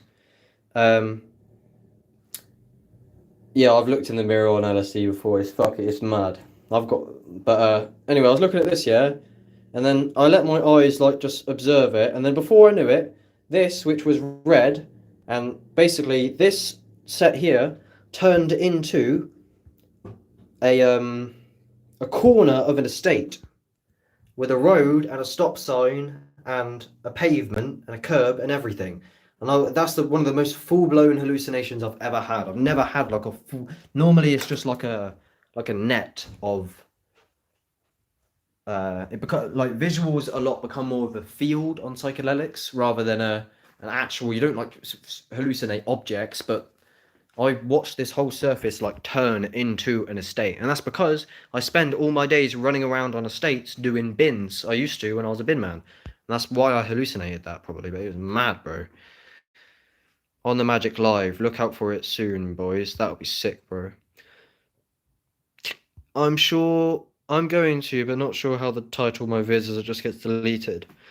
Do they? You're allowed to trip live on mushrooms. You've just got to like preface it to fuck, and this is what I've been failing on a lot. And I actually do have a disclaimer. If you go on my second channel, there's a royalty-free disclaimer that I made, and it goes, "Warning: this video is made for educational and purposes only." You haven't got to use it, but you can download it if you want on YouTube to MP4, and it's just a quick fucking jibber jab of going, "This is for educational purposes. We do not advocate any use of psychedelics." And that's what you got to fucking put at the start of your shit. It's like the way that we all familiar with Actualize.org, the way that he proposes psychedelics is he does it in such a way where he like cannot get banned because he's so careful with the way that he approaches it, and he premeditates everything from the ground up.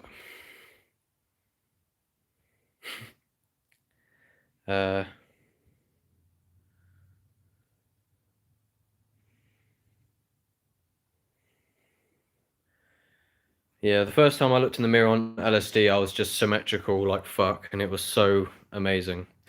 I've got the magic in me, because that's a song title as well. I've had 2 strikes when I started my channel, first 2 vids. Yeah.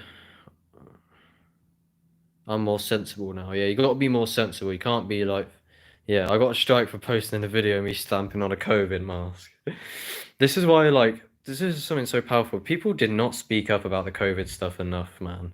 Go away, free sex videos, girl chat. I don't fucking care. It's another account. Yeah.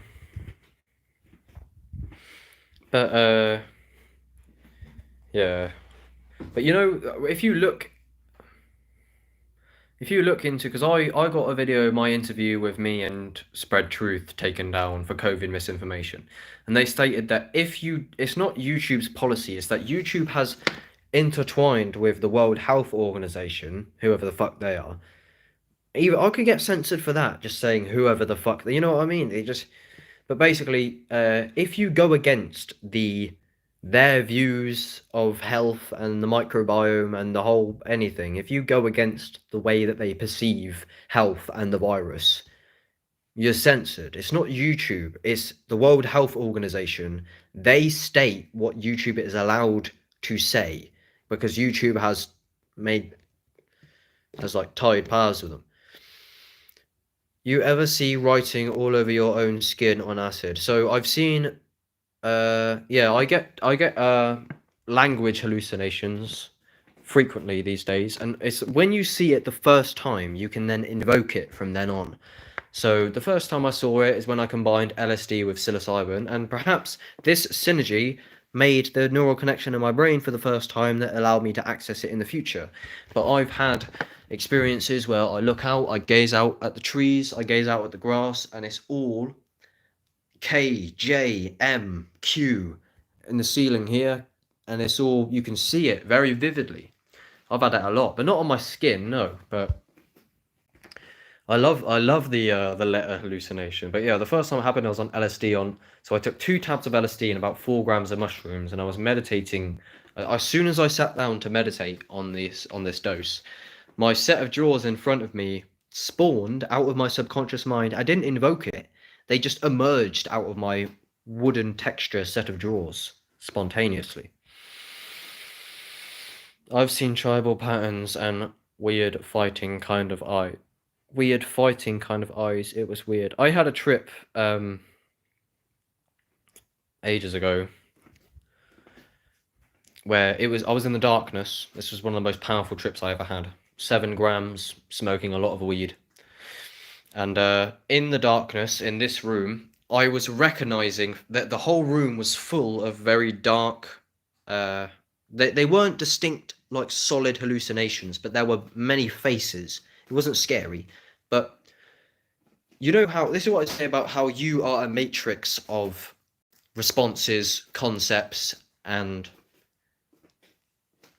emotions and thoughts, is that I was seeing faces, hallucinations in the darkness, human faces, and I recognized all of them. So you know when someone like comes into the shop, or I mean, wherever you are, if you're just out in public and you see someone who you recognize, but you're not really sure, but there's like a certain sensation and feeling, like a magnetic sort of thing where you're like, I know who that is, I think.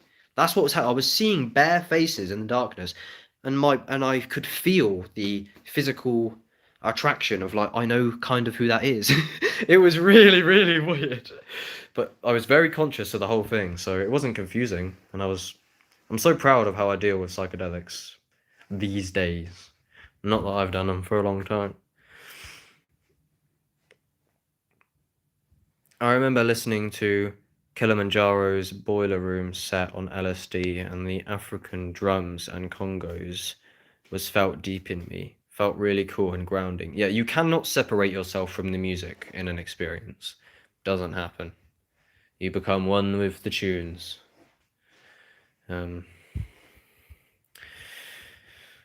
Singing is powerful on psychedelics, and take this into account, everybody, please listen. So actually something I woke to quite deeply recently is that you're constantly in different states of being, your body, and you access different states of being, or frequencies, vibrations, through breath work. So gradually, if right now I'm in this state where I'm trying to talk loads, and that's how I'm trying to use my oxygen to communicate to you guys, if I then do some like deeper breath work for 10 minutes, I then access a new state for the foreseeable future that is correlated to that breath work. So I'm in a state of being now that permeates through my whole state of being, dependent on my breath. But when I do some like deep breath work, I then access like a new frequency dimension sort of shit, and my whole state of being now permeates and becomes one with my state of breathing. And this becomes very apparent on psychedelic trips. This is what Terence McKenna says. So breathing works with psychedelics. I'll say it again, very important. Breathing will evolve and work with the substance. So if you're in a place that you do not like, sing and breathe and it will evolve. Definitely. If it doesn't do it immediately, keep persevering and it will evolve. That's one of the best lessons I can teach anybody about psychedelic use. Odin Richards says, yeah, it was a few years ago now, but it felt like I was supposed to read and understand it, but I couldn't even make out what the letters were, even though it was so vivid. Vivid means, a lot of people think vivid means like not clear, but it's actually the opposite. Vivid is like clear hallucination. I don't know. I wasn't correcting you. I don't know if that's what you implied, but it kind of sounds like that. Oh, right. Even though it was so vivid. I know what you mean. Yeah, yeah, yeah. You can see the letters clearly, but you can't actually. Like, it's vividly there. I understand. Trample on the evil intentions. That dinner fucked me up, man. I can literally feel like acid rising through my chest. I've also had a lump here. My left nipple, like no one can put pressure on it because there's been a lump under there for many years, and this is why I'm trying to persevere with this detox cleanse, because I don't know what it is. The doctors just give you a scary name and a pill. But I'm not going to be able to get rid of this thing if I don't fast. That's the thing. That's where these things... I've had a lump on the nipple. It did go away for me, yeah, until I started eating dairy.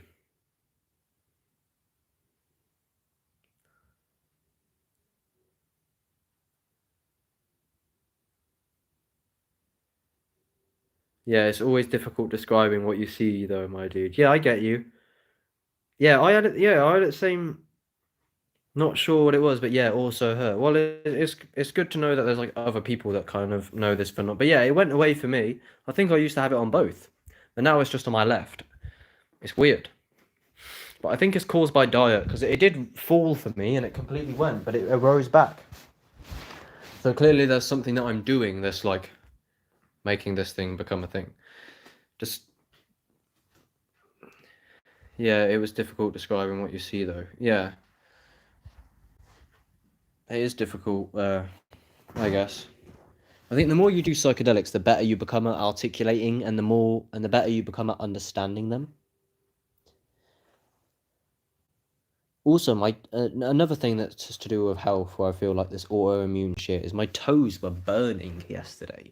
This is when I was doing the fast. I was on the grape fast, and the grape fast actually pushes acid out of your body. So this lady had normal legs. She went on a grape fast, and her legs pushed out acid and all this fucked shit through her skin to dispose of it, because that's what grapes actually do that. So organic black grapes, the darker the better, they push out toxins through your skin.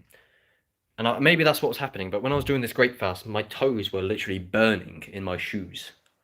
Like, they didn't when I was getting out, but yeah. This is what I hate about our culture, is that you just can't, like, you have to fucking wear shoes, even if it's, like, not good for you.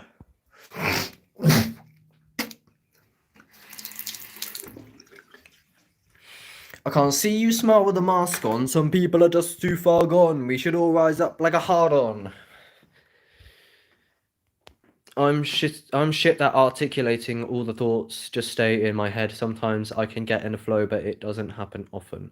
Well, I'm sure you're aware by the way that I speak that somehow, and psychedelics actually are the vehicle for, well, in a way, for better articulation. But I'll tell you why this has happened to me, and the rate that this has happened to me is amazing. So I think you would probably all agree that I'm decent at articulation.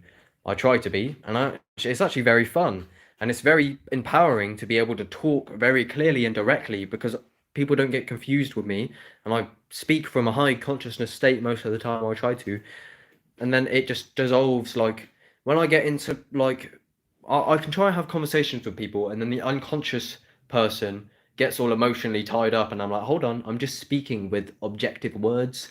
And because I can articulate so directly and thoroughly what I want to say, there's never no confusion, and this is it's very powerful. I think rapping helps as well. Can think up thoughts quickly. I'll try and do some super speedy rap. Listen to this. What is it?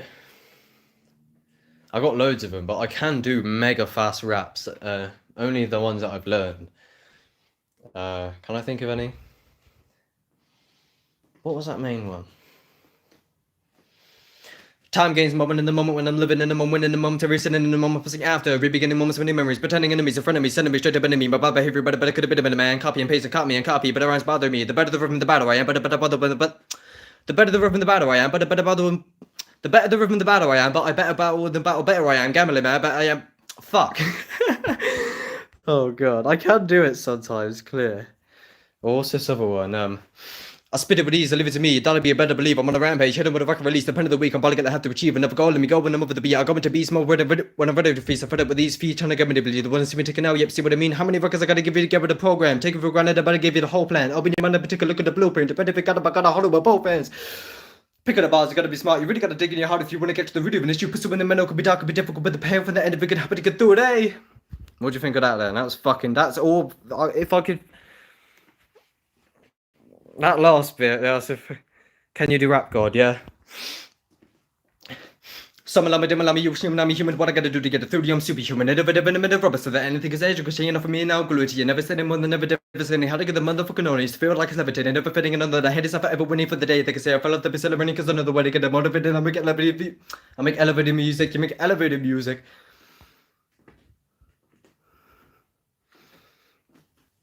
There you go, I clearly got some raps in me. I don't know if there is. I forgot so many of them, but yeah, one of my favorite things to do as a kid is just learn mega speedy verses. It's so satisfying when you learn like a full-fledged. I don't know if I know any other like. There's some that aren't that fast, but I still. What was that other one? I can't remember.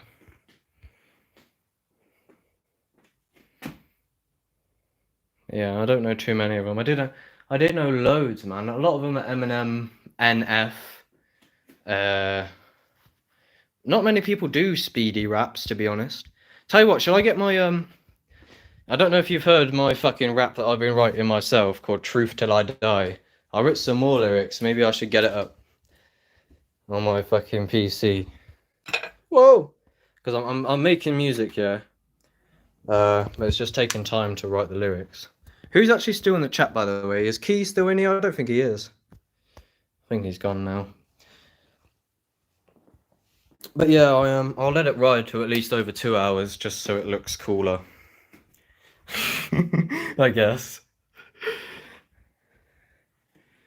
Because like I had there's one video of mine, and everyone thinks I have one 5-hour video, but I actually have one 5-hour video and one 4-hour, nearly 5-hour video. Like, also I've got these things here. Nicotine is these are pretty toxic, I imagine. But nicotine's actually very good for you. It's good for your brain. It's a nootropic. And then the definition of a nootropic is, well, it's just like brain fuel. Bro, you should actualize.org's video on nootropics. Check that shit out, bro. There's literally hundreds of fucking lists of like crazy profound brain fuel that's like next to psychedelic. Okay, right, so that's all blocked because I haven't got no internet on here. So where is my motherfucking... I screen recorded it.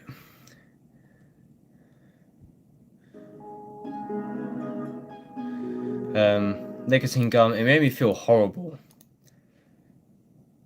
Definitely keep that up. I love trying to get every word of Ocean Wisdom's revving. Why are you trying to rev? I hit man with the awkward elbow, awkward leg, top of the elbow. What is it? Awkward elbow, top of the head, like boom, bow, put into it. 18 hours. I don't know. I haven't listened to that song for ages, but yeah, I love Ocean Wisdom as well. Difficult without breathing properly. What other raps do I know of that? A lot of them are 21 Pilots. What was that? Every time I force up as a vision, it's taking my vision, my crime is my sentence, repentance, it's taking commission, it's taking a toll on my soul, I'm screaming submission. I don't know if I'm dying or living, because I will save face for namesake, abuse grace, take aim to within and name into a place, but my name is lame, I can't walk in, I am the same, I'm a name, became new destiny to the grave. I think I'm running out of speedy ones, really. What was the one at Eminem's, But then I think about it and I'm enraged, because I figured out if I put the pen to the page, it'd be minimum wage.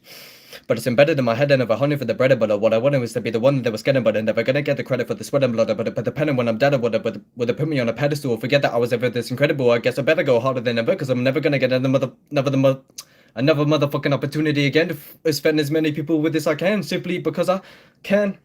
Nobody likes me, everybody hates me, they want me to go east. Anyway, this is my rap that I've been writing. It's not done. Nope.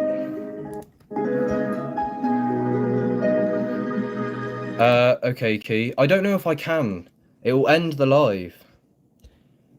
Can I swipe down? Right, I'll tell you what, Key.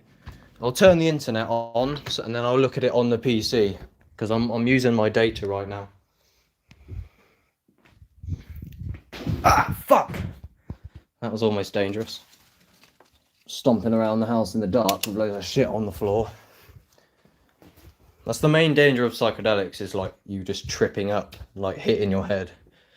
Because one time, yeah, I was sat in this chair on loads of mushrooms, rolling a joint. The joint I rolled was horrible. It was coming on fast. I lost my lighter, so I had a toaster under my fucking desk, and I was trying to light it, and then I spilt a drink while I was coming up on loads of shit, and it went all on the plug and the toaster and shit that was on under my desk while I was raging on mushrooms, trying to light a shit zoot that I rolled because of how fucking high I was. So that's the danger of psychedelics. Not that you're going to lose your mind, it's that you start melting into reality, and then you start trying to do stupid shit like lighting a zoot with a toaster, and then before you know it, you've burned the fucking house down. You can't even see anything. It's just coated in sacred geometry. Alright, I'll have internet in a second.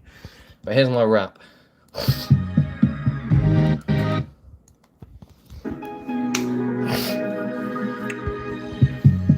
Wow. I can't believe that I'm still alive. I'll start to breathe to revitalize. My human being was dead inside, till I find the space inside of my mind. The base of us is divine, reality is sublime. Speaking truth till I die, seeking truth till I die. God, I was so unconscious, manifesting bare monsters. Probably cause all the monsters I've been drinking in my system since I was barely even conscious, hardly even awake. Drinking shit at that age made me wanna blow my brains, made me wanna die away. Wishing for better days, where were the better days? But it goes deeper than food, it's every dimension of all you consume. Division and fear, they spread on the news now, the media hate cause I'm speaking the truth. I'm speaking the truth, their lies are absurd. If you're looking for proof, you're part of the herd. Take psilocybin and then you'll be cured. Close both eyes and open the I'm only sinking when I start thinking. My eyes stop seeing and I stop being. I'm on the brinking, near extinction. So I stop breathing when I'm deceiving myself. It ain't good for my health, it ain't good for my brain, it ain't good for my mind. Everything's in your mind, not a thing is outside.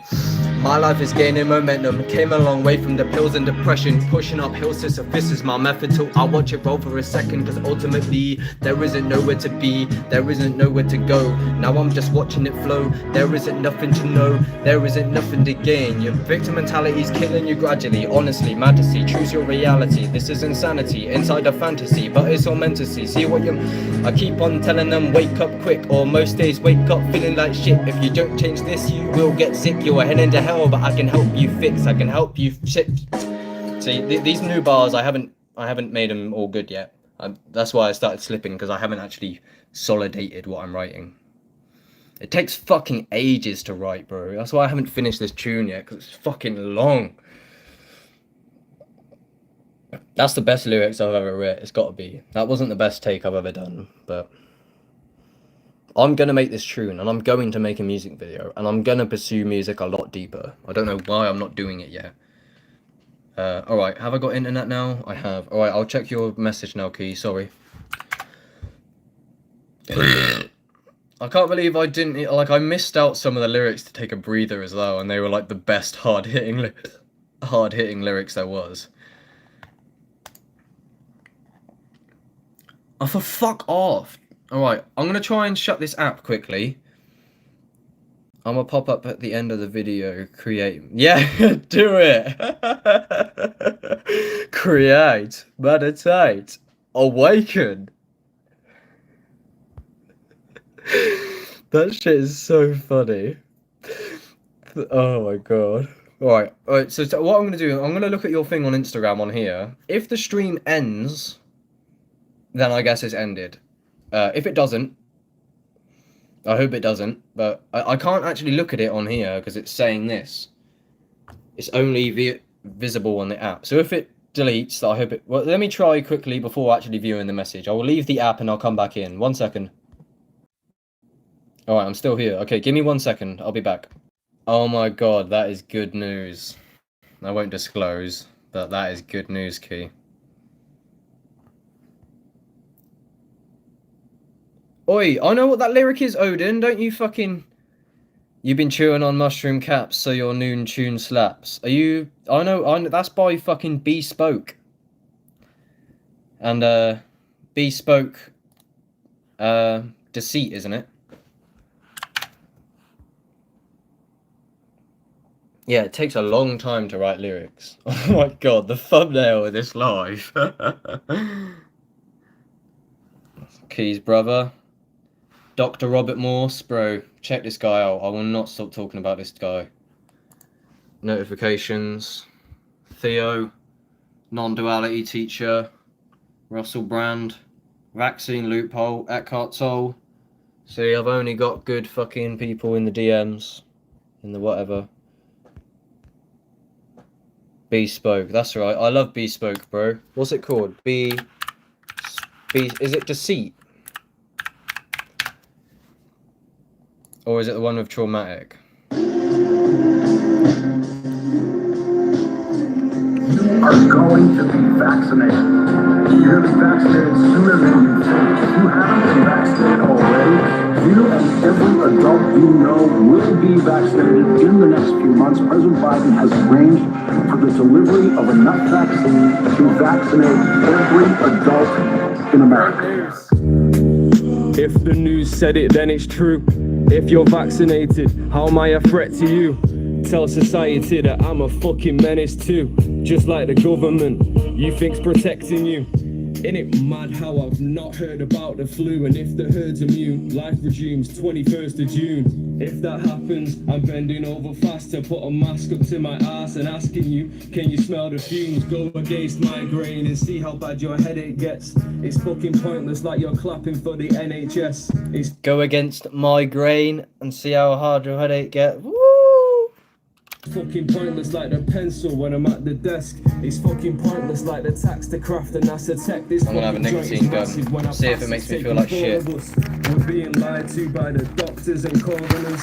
Continue sitting stagnant, you fucking ornaments. It's never gonna end. I'm not the only one, there's more of us. Spending loose change on multiply toilet paper.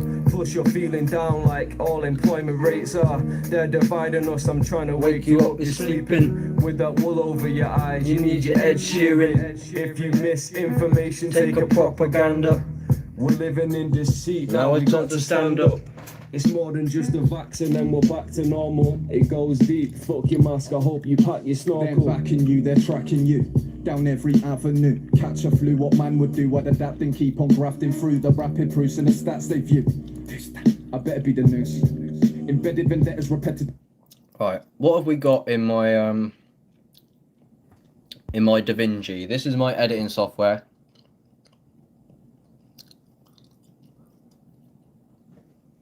I paid £400 for this, mate.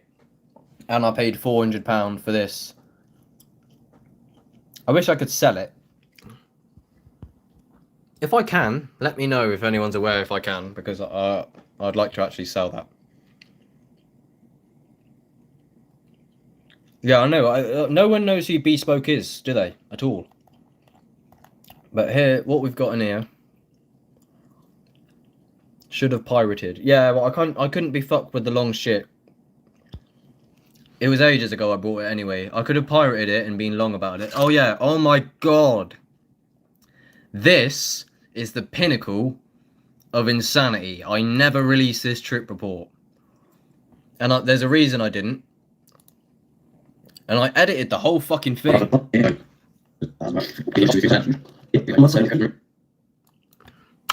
Yo, what's going on, everybody?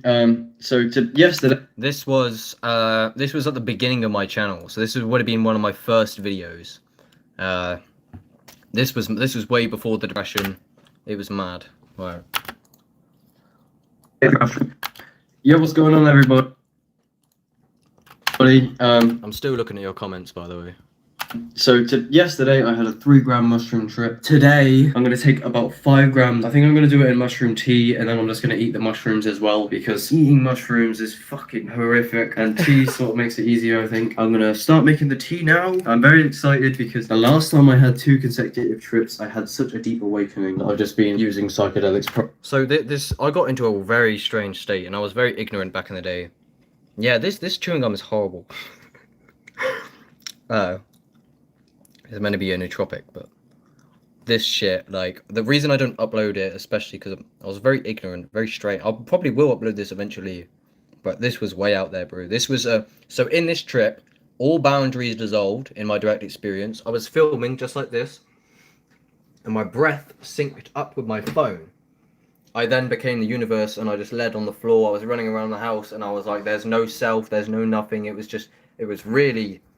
terrifying, but it was beauty. Prolifically. I think I've had like 5-6 trips this month. Jesus, that's a lot. Let's make this fucking tea.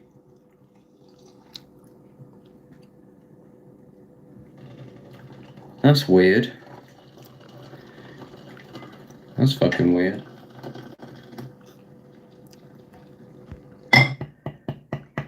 This mush that I'm not going to show you is pretty fucking horrible to eat, but the tea itself is pretty nice. So here we go, 5 grams, Liberty Cat psilocybin magic mushroom tea. It's 4:10. Let's get this down the hatch. Ugh, that is not nice, but oh well.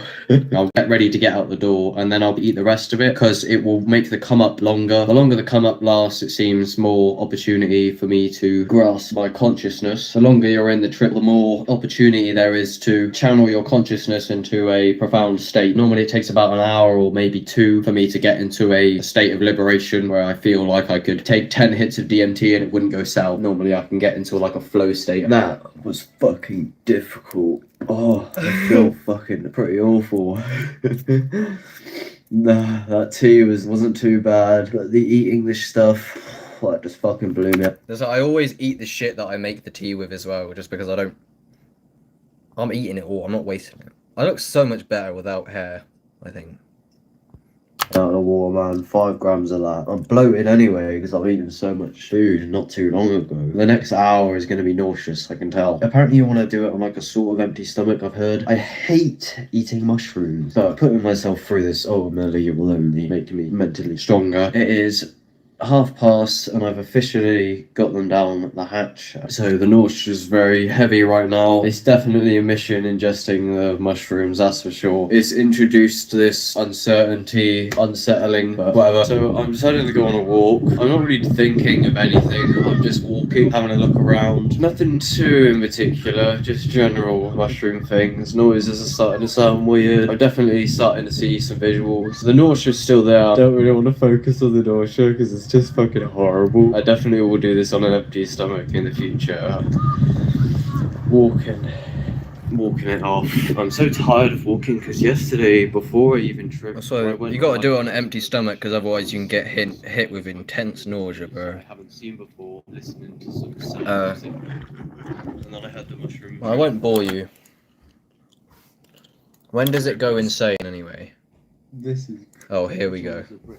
Alright, I might not show the whole thing because it's literally insane. Like, that's why I never uploaded it, because, well, I haven't looked at it for months anyway. Like, there's nothing there, it's just the room is shifting. But it The nausea evolves is still very anyway. heavy. When you get in the bar. Oh my god. This is crazy. There's so much joy pouring out of me right now. It's absolutely mad. What psychedelics have done for me is absolutely crazy. I'm still very, like, bloated. I've been watching Cole Hayes cut. Yeah, I don't know what's the best parts, but there's definitely... Where's the insanity? Surely there's a lot more. Where? But what's God, I'm just staring at my dad. I was saying wardrobe here. There's so I was saying to him, it's like, it's pure, and we stuck it on a long factory process, and we this like wardrobe here, he's like This is important. I've said this a few times, I think. No. Hold on. A car pulling out. Oh yeah, listen to this. This is actually jokes. I've never out sold my this really. window. Here we Like go. the world. Yeah, watch this. Absolute shock. Yeah. I am in absolute shock. Oh my god. I'm just staring out into the world. Out my window. And like I just see this car pulling out. And I realise, oh my god, everything is so magnificent. I was having this like debate with my dad. I was saying everything is magic. He was like, no, it isn't. It's Well, I think I'll get back to the car thing in a second, but this is a point that's relevant. It's material, it's solid, it's here. This is a. I was saying like. I was saying it's magic, and he was like, no, it isn't. For example, this like wardrobe here is like.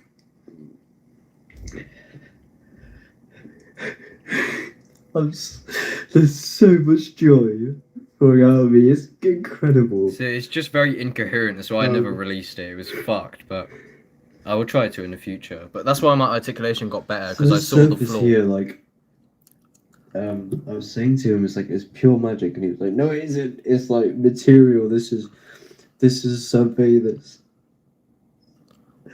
is something that's been over thousands of years. This is you know, we've got this wood, and we put it together, and we've got this picture of this shit." And we stuck it on there, you know, a long factory process, and we brought it here. It's not magic. It's. I'm really struggling to articulate. Fucking hell. This video is so long. That's why I've got so much better, because I observed how shit I was at articulate. But I was basically saying, in short, that if I was having this long conversation with my family, especially my dad. I was like, this is magic. He's like, no, it isn't. This is some material, whatever this is, and there's a long story. So this is the thing of how people get stuck in the conceptual mind.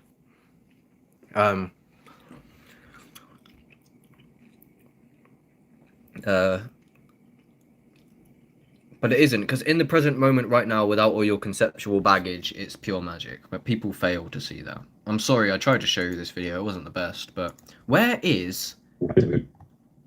Alright, tell you what, let me go into the files. First time I took acid, it started raining. I was compelled to go out into the field nearby and dance topless, and I felt so at peace just before I had my GCSEs. Yeah, this trip, I wanted to go and run into the field and like dive into the floor and just roly-poly and scream, but society would be concerned. And this is why Terence McKenna says he doesn't like tripping with people, because an outside observer would be concerned of the happening. So here are my folders. Bad Acid 2.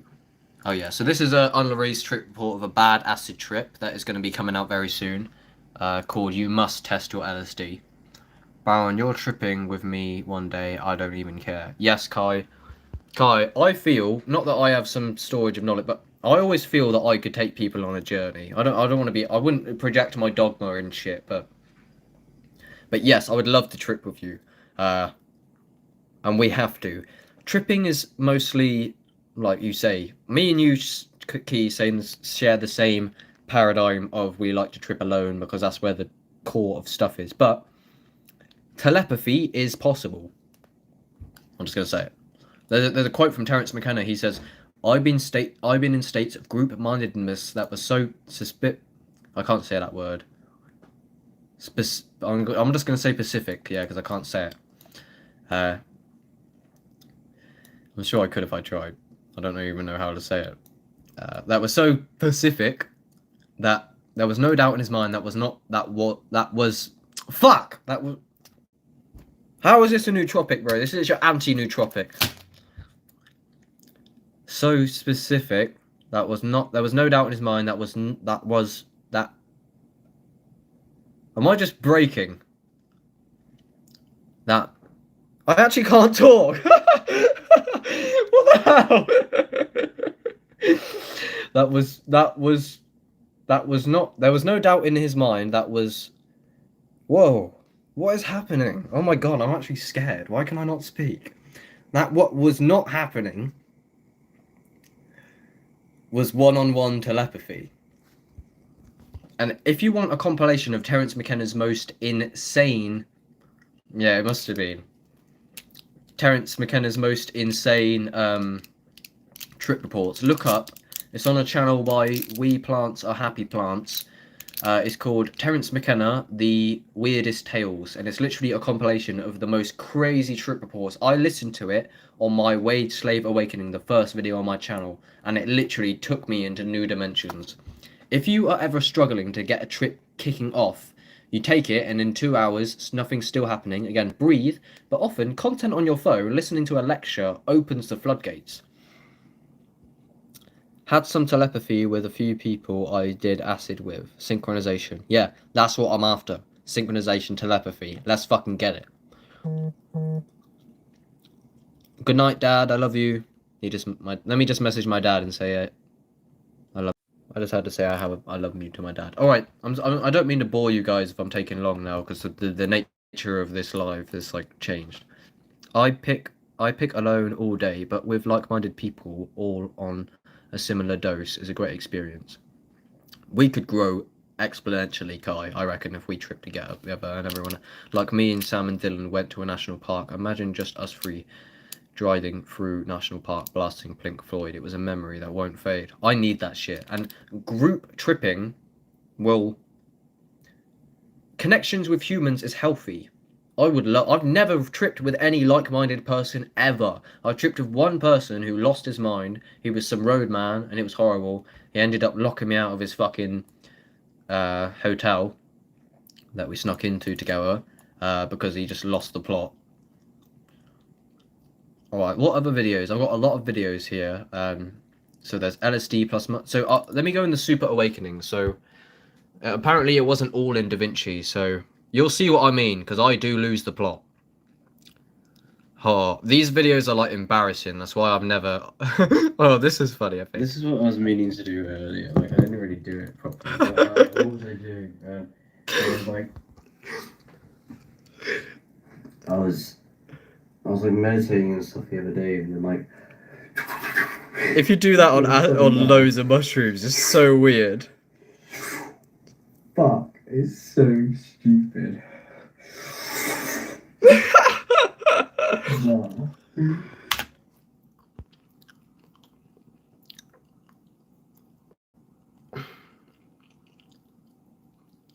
Dylan, tell Baron about the Snowdon trip. Yeah, I've heard about it, and glad to see some Pink Floyd. Yeah, I haven't listened to too much Pink Floyd. Like, I don't know all of his music, but I know that would be a fucking mad. Like, I've listened to the Dark Side of the Moon and that a lot, but I know that his stuff is the bollocks, especially to put on spontaneously while you're tripping. That shit would be an adventure. So yeah, the reason I never released it is because of clips like this. I don't know what this clip is, so... Everything is like completely connected. Like, as I move my eyelids up and down, I have this pure frequency in my ears just going...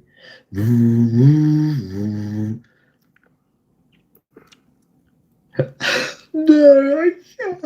What is happening? You see what I mean? That's what the whole trip just mounts into me, just like crying and just going, oh, oh. That's it. Like, I was not ready. And I was watching. If you've seen Leo Gura's, do you know Leo Gura's live trip report where he's on the floor going, where he's like absolute awakening?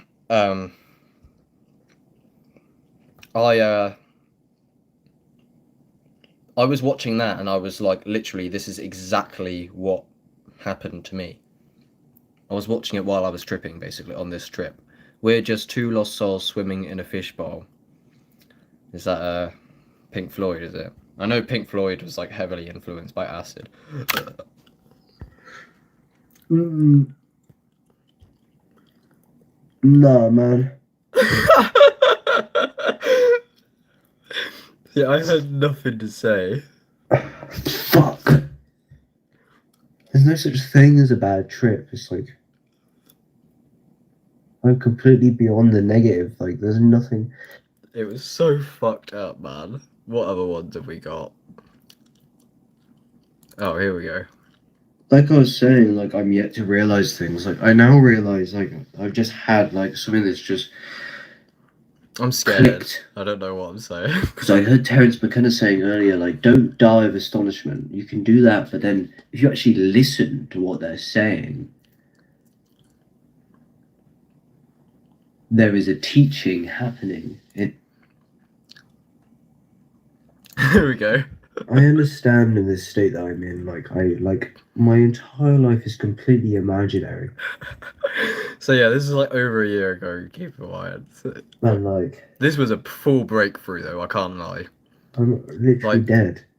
My windows and my blinds were open, and I was just running around the house like pulling my hair out for like hours. So anyone outside would have like potentially called the fucking play. And this is why my family got so concerned with my psychedelic use, because I just turned into a fucking madman.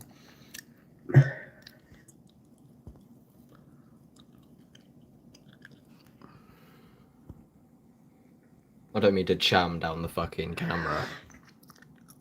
You see what I mean? I was just like blowing up. This was some fucking god mode shit. I literally had nothing to say.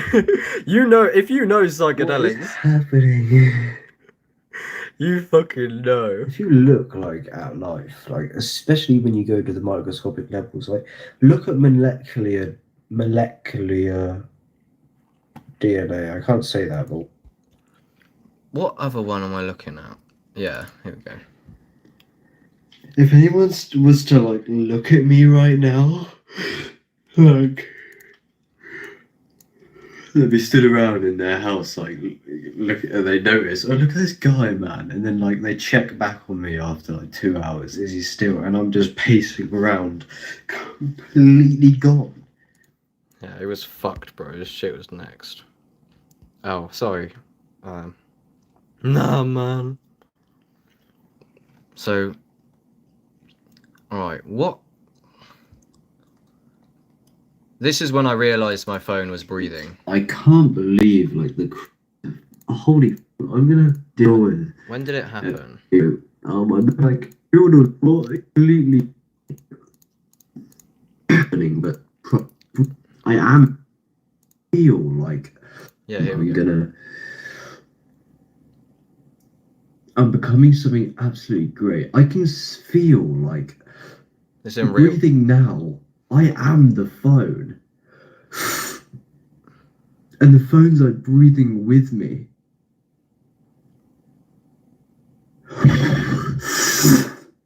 We're all one and it's all like together. This is Yeah, and then that expanded and evolved over time. Was this when I was talking about the fruit? Yeah, this is when you're in such a god consciousness mode, bro. What happened? Where was it? look at this stuff. Yeah. What the fuck am I looking at? Oh my god. What is this? I'm not joking, bro. I was literally, this was like, I completely forgot about this trip report as well. And it's mad because this is like the best, like, maddest trip report ever, and I've never even released it. Is this the magic car? I am in absolute shock. Oh yeah, I've already spoke about that. But yeah, this car basically, oh yeah, what I was on about with the car is the car pulled off of the drive outside in the dark. So it was completely silent. I was looking out the window, silent night, middle of the night. And this car reversed out of his drive and went along with music and lights. And it was just an alien fucking spaceship, full blast.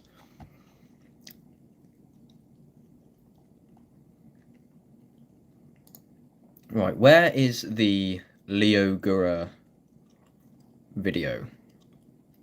Oh yeah, this is, I also done the Wim Hof method and I like fucking collapsed and shit. This is, I done the Wim Hof while on mushrooms. Out. Into the belly. Into the chest and let go. Like a wave. But look, Pause the video now and continue. when does it You happen? want to Hold on. here. Back in. Pause.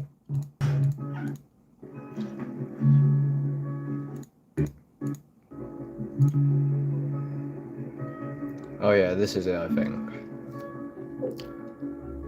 I start swaying and then when I breathe in, I just like...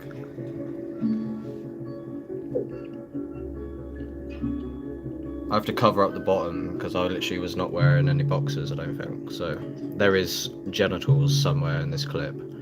But yeah, look, I just fucking.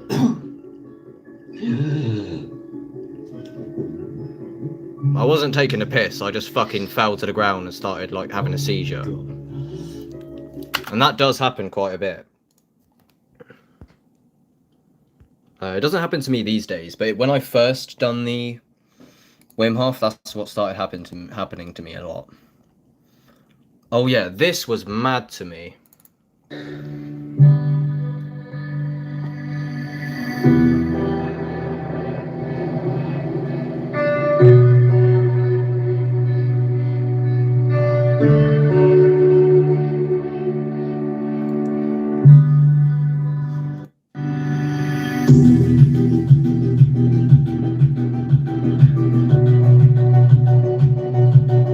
While tripping, watching a fucking Mandelbrot, and the day before, so I took 3 grams the day before, and this time I was on 5 grams. If I do 2 trips in a row, the awakening becomes double. Here's a cold shower. Let's do it. Cold shower time. This is while I was tripping as well. It was horrible. Look, this is what I mean by, look. Remember I said I was insecure about my question mark posture? Watch.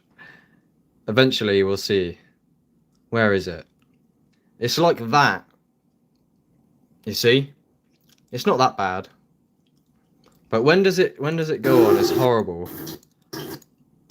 So this shower, yeah. Deal with that. So something to note with the cold showers is this is an electric shower. This light is orange, but when I flick it, it goes blue. I got the exact same thing. Yeah. Well, I mean, it's quite common because our society kind of promotes that posture. But Like, when the thing goes blue anyway on the electric shower, it's way colder than an actual tap. So Key, I imagine, well, when you was up in the where you used to live in the fucking Wales in the fields, you probably had just pipes and you didn't need electricity to have a shower. But these are far colder, I find.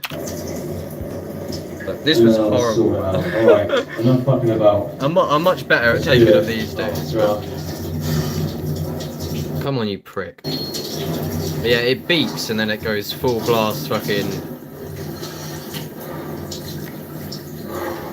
I literally. that is horrible, man. See, I don't treat it as such a mission. I take these every day now, and I don't scream about it.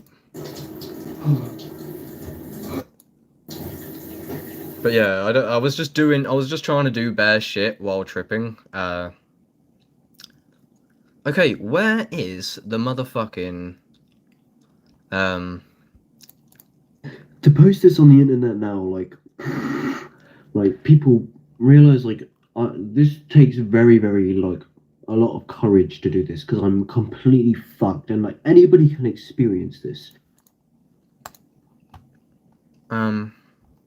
But yeah, there's a lot of shit in here. I feel like I should have actually just like released it, but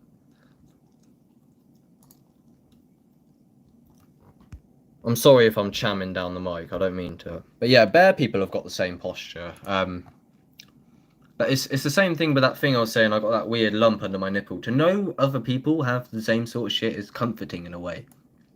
But that's why there's the crab in the bucket phenomenon, if you're familiar. So the crab in the bucket is when you start to succeed. When you start to succeed, everyone around you tries to pull you down back to their level because it comforts them to know they're not alone.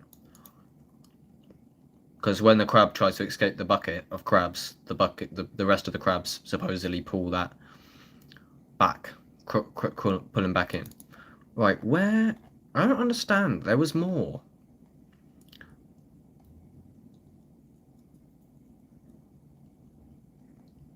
Oh yeah, this was so cool. I cannot believe it. I was just walking around. I'm very I've got a lot of power in me when I walk, and I'm like, yeah.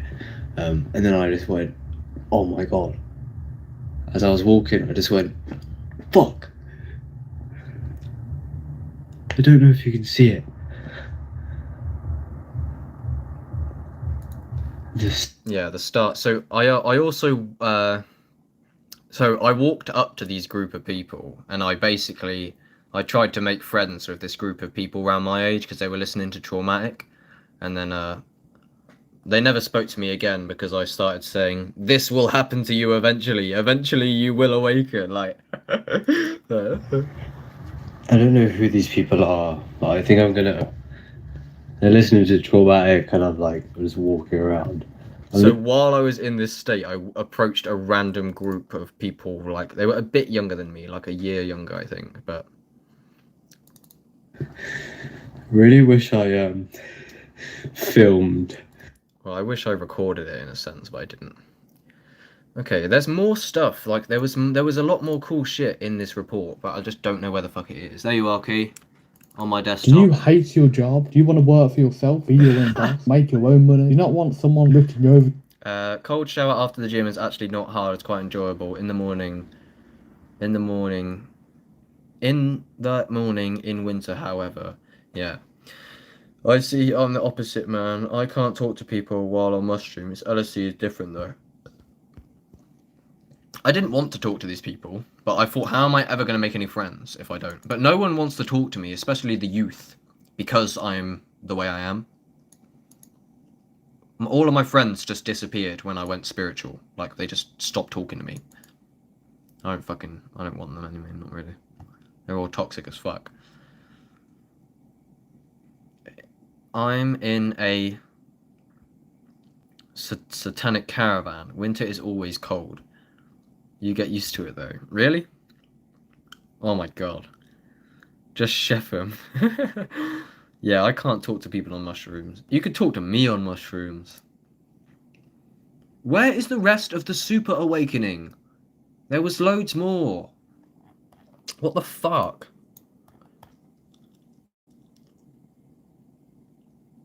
Very introspective, yeah.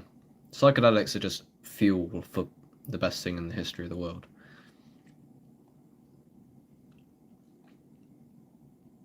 Right, where is my Leo Gura reaction?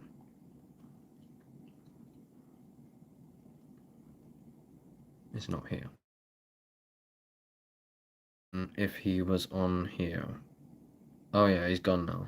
When I was on that trip to Snowdope, I hardly spoke, just sat there. Well, there's no need to speak actually, because you all kind of cultivate like an understand, but you'll still look at each other and you'll recognize, you still know that you're going through profound shit together. There's no need to speak, because you go beyond the words. Yeah, it's alright on a normal dose, but a higher dose just can't comprehend. Yeah, I was like that. Nowadays, I can get past it. I'm great. Mushrooms are the best thing in the world. Because if the more you do them, the better you can get with them. Because I've done mushrooms. I took a gram at work. So I took a gram of mushrooms when I was working in a builder's merchant, so a shop that just sells builder's material. I was trying to put away stock of timber, of long lengths of wood into the shelves, and I was looking at the paperwork trying to tick it off, like 2 by 1 inches at 4 meters, check, blah blah blah, and the whole paperwork fell apart. And I went into the bathroom and I was like, oh my god.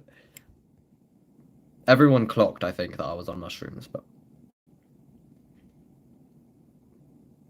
yeah, it's not a good idea. I mean, it was great, and all of the interactions with the customers was so much fun and so high consciousness compared to normal, but it was not easy, bro.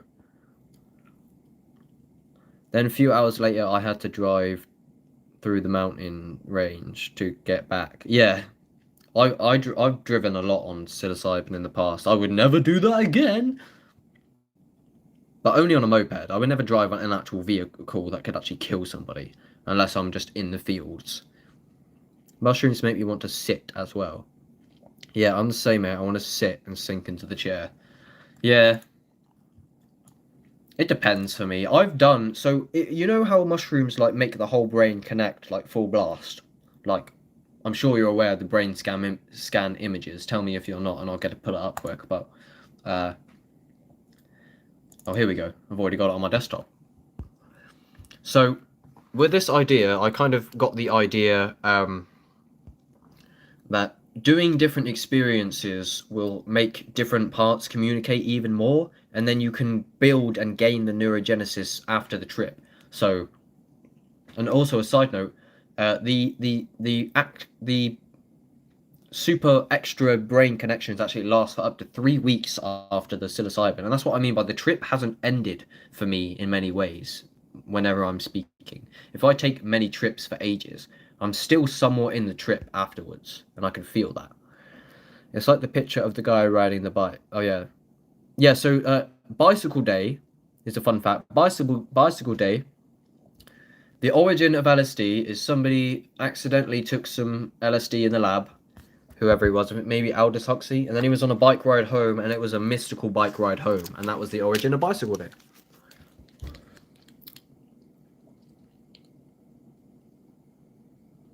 That's why you get the LSD pictures of someone on a bike. Fun fact.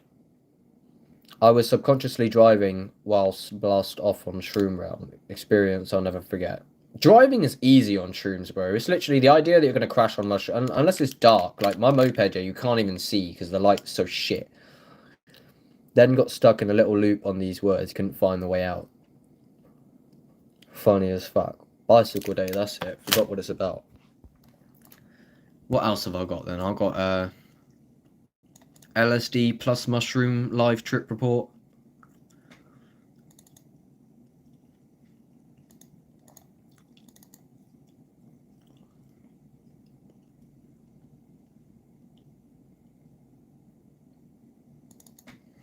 Right. So, you are not allowed to disregard. So this was 2 tabs of acid and 4 grams of mushrooms. In a 300 bhp Golf, it was slightly weird, especially super narrow roads with mountain edges. Dropping either side. Fucking hell, I know the mountain edges. I would be scatting if I was in a car with you. I mean, I'd trust you, but those mountain edges are fucking booky, brother. The power of cold showers. People, like, when I say, oh, I take a cold shower, some people might think it's stupid who haven't really tried it, but it literally sucks you out of your mind and just shocks you into the present moment. Oh yeah, so the first time I was on mushrooms, yeah, I was on GTA, and all my friends says I was doing really good at driving, like I was in some next dimension, like driving bare good. I don't know if they were taking the piss, but apparently I was really good at driving when I was on mushrooms on GTA.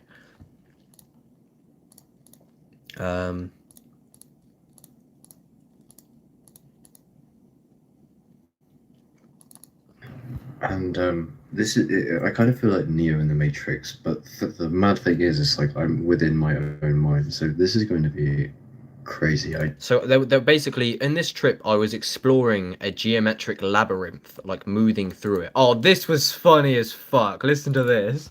So basically what's happening here, so I'm in my mind, I'm being shown like very massive things, and it's all like, it's easy to just watch it. That's really what I've got to do. You just gotta watch it. I can't really like I say, because it's what I tried to do basically. I was like, okay, I'm here. So I tried to like envision a house. And so it was showing me loads of mad geometry, and I tried to bring my own picture into it. It was like the funniest thing that's ever fucking happened, because I tried to like introduce this house picture in my head into all this crazy shit, and like there was like a fight between the geometry that it wanted to show me and me trying to like bring this house into this picture. So there was tension. I could feel like a physical tension, friction from the geometry it was trying to show me, and then I tried to introduce my own picture, like a visualization of an apple or a house, and it was like fighting with it. It was so weird. It was hilarious. Dylan and Sam didn't complain, so couldn't have been that bad. Just sat there terrified in silence because they knew they didn't have a choice. Sure, it'd be alright. I've had experiences where I just let go completely. Nothing literally matters. No fear. That was my second LSD trip. It was a dangerous move. Setting was all over the place, and I thought, I'm going to do it. I do not care. And I let go, and nothing mattered all night. I just kept saying, nothing matters. My mate kept worrying. I said, it doesn't matter. It doesn't fucking matter. And everything he said, I was just like, it doesn't matter. Odin Richards says, I've tried fasting today, and it feels like I've taken something. Wasn't experiencing the feeling I've got. Feels vibrant. It is vibrant. So be careful with fasting in terms of you want to have the best quality water. Ultimately, it's not a problem, I think. If you're going to eat and ingest the stuff you're doing anyway, cutting most of it out is not going to be that bad. It is dangerous. You don't want to fast for super long, unless you really know what you're doing. So Conor Murphy actually fasted for 40 days on live stream. 40 fucking days straight, and he live streamed the whole thing. Literally in front of the camera for 40 days. And then the crazy thing is, the West Mental Hospital phoned him up, and then someone commented that Conor Murphy is going to make all of the fucking mental health people go into a mental hospital themselves, because they tried to phone him up and like ask him if he was alright, and he was like, yeah, are you alright? I need to stop doing stupid shit like this, man. You see, I'm so bad with mess, yeah. I'm such a messy cunt. You can judge me for it. I've just plugged my phone in. I had a pot of empty jalapenos on the floor, full of juice. I know I'm a messy cunt. It's fucking stupid. But I literally, imagine if I was kicked that over. I've done it before. Like, I leave cups of coffee all over my desk, and then I spill them, and it's like the end of the world, because like, I'll just try and crawl over the mess, because it's not good. I don't want to be like it, but I always just want to do other things. I never want to clean up. It's horrible. Yeah, well, fasting is good. Your body is cleaning. That's what it's doing. It's the only opportunity you can... And everyone thinks, oh, it just starts stripping the nutrients from all your organs. You're fucking ridiculous, man. People have such weird ideas. I mean, it does, obviously, but... Like, this guy, yeah, he fasted on grapes for 40 days. A YouTube video, and he said, I've looked absolutely deprived, everyone, watch out. This image is disturbing. And he shows you the image, and he just looks so vibrant and healthy. Everyone's just, like, so fucked. Oh, yeah, this was a sick hallucination on the LSD and mushroom trip.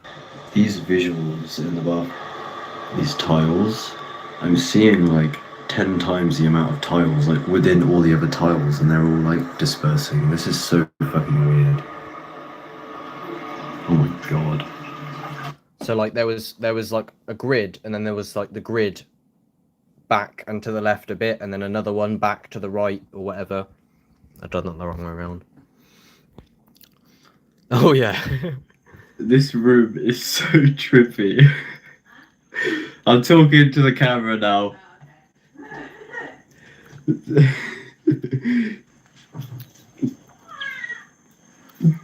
Jesus Christ.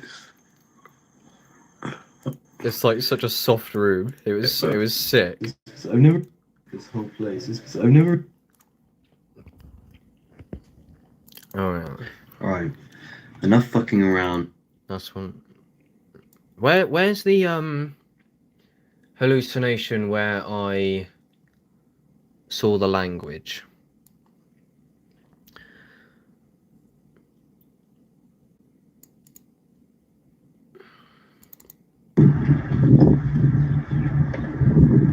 Staring out of the window at the complexity of the external world on psychedelics, especially after being in bed, takes your breath away. The external world breathes and is very alive on psychedelics. Tell me if you all agree. Oh, here we go. Okay, so, like, I'm not gonna, like, take the camera up too much in this because it's too profound to fuck around with the phone. But, like, what's gonna happen here is I'm just gonna feel into my body and what is actually happening. And this is very profound. I'm seeing letters everywhere. I'm seeing like the entire alphabet. I can't believe that. That's fucking weird as fuck. Letters and numbers everywhere. It was like the Ouija board, so you know how it bends like this, and the letters are very divine and majestic? That's what was coating my entire set of drawers. It was beautiful. And then ever since then, I've been able to invoke it on every psychedelics trip nearly. Well, I don't actually invoke it, but I've never actually invoked it, so I'm just chatting pure shit. Sorry. But it appears a lot more since then.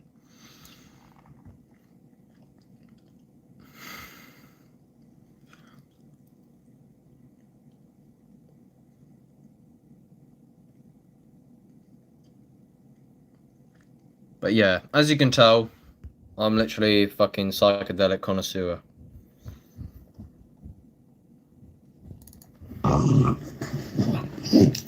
You're crazy dog, ain't you? This dog is fucking crazy, man.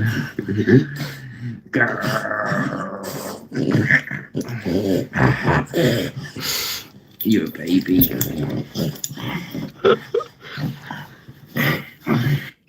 That was such a sick day, I can't lie. I was just in my room, so, like, meditative. And this is the thing, is when you, like, there's no fear in psychedelics for me anymore. Even Kat McKenna or whoever says there's always fear.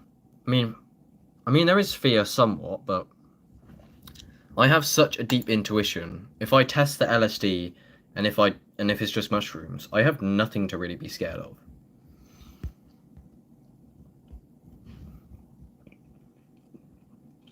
Alright, what else have we got? Is there anything else? What you man saying anyway? There's look how messy my desktop is as well. It gets like this. So I need to buy a hard drive, but I'm so poor. This is my dad. Hello, Dad. I love you. This is me ages ago. This is when my mental health was completely getting destroyed. And this is Neo, the staff. You're a mushroom guy. Yeah, I like that one, Odin. Good one.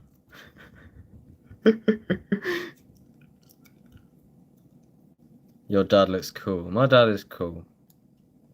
He is cool, to be honest. He is really cool. He's not open, like, I tried to tell him about the grape fasting and Dr. Robert Morse, and he said they're all he said that's all bollocks, mate. They're doing it for the dough. So he's not really open-minded to anything I say, but he's mainly not open-minded because he's concerned. Connor Murphy, his dad is the same. So Connor Murphy's dad kind of watches over him as Connor Murphy's losing his mind, and his dad's there shaking his head, going, "Oh, I'm trying to save you from all this bullshit, man." Like, they're not open-minded to it because they don't want to play into the delusion. That's what Terence McKenna says, LSD causes psychotic symptoms in those who have not taken it. People go crazy just by hearing about it. Open-minded or not, at least you both get on, and that's the most important thing, having a good relationship. Well, our relationship fell apart when I became actualize.org. You know how actualize.org just... in that trip where our relationship's good now, but in the trip of the super awakening where I just fell apart, that I just showed you earlier, that's when I full blast became actualize.org, and that's before my depression set in, when I realised reality. And I closed off from it because it was scary. But when I adopted the actualize.org of just questioning everything, my dad really did not like that, and it really fucked our relationship up. So I just have to be easy around him, just for the sake of maintaining our relationship. Literally no one in my real life that's interested in this shit, so I relate, bro. Yeah, fully, bro. That's it. I've been alone in this shit full blast for many years. I'm actually very grateful, because I was dependent on other people.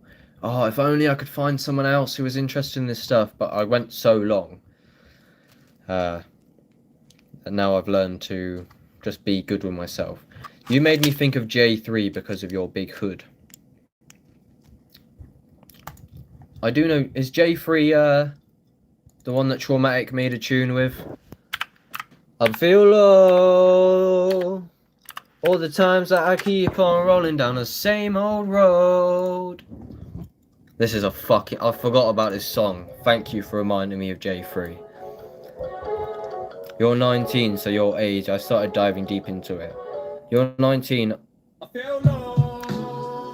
So your age. I started diving deep into it. Now I'm 23, so 4 years coming up to 5. Oh, 19, so your age. I started diving. Oh yeah, okay, I get you. So you started looking into it when I was 19. I first looked into it, so I was 15 years old, and let me tell you, so this is my story of awakening. This is how it happened. Thank you, Mr. Traumatic, in short. So, I was on the bus. Mr. Traumatic makes drum and bass tunes about loads of random shit about shagging people and doing pills and all this shit, right? But then I decided to dig deeper into his discography, and that, right, so I was just on the bus listening to a random MC who chats shit. He's funny, he talks about sex, and this is very deep. I'm going to tell you Mr. Traumatic's strategy of actually awakening people, which I fell into his trap and plot. It's actually very profound.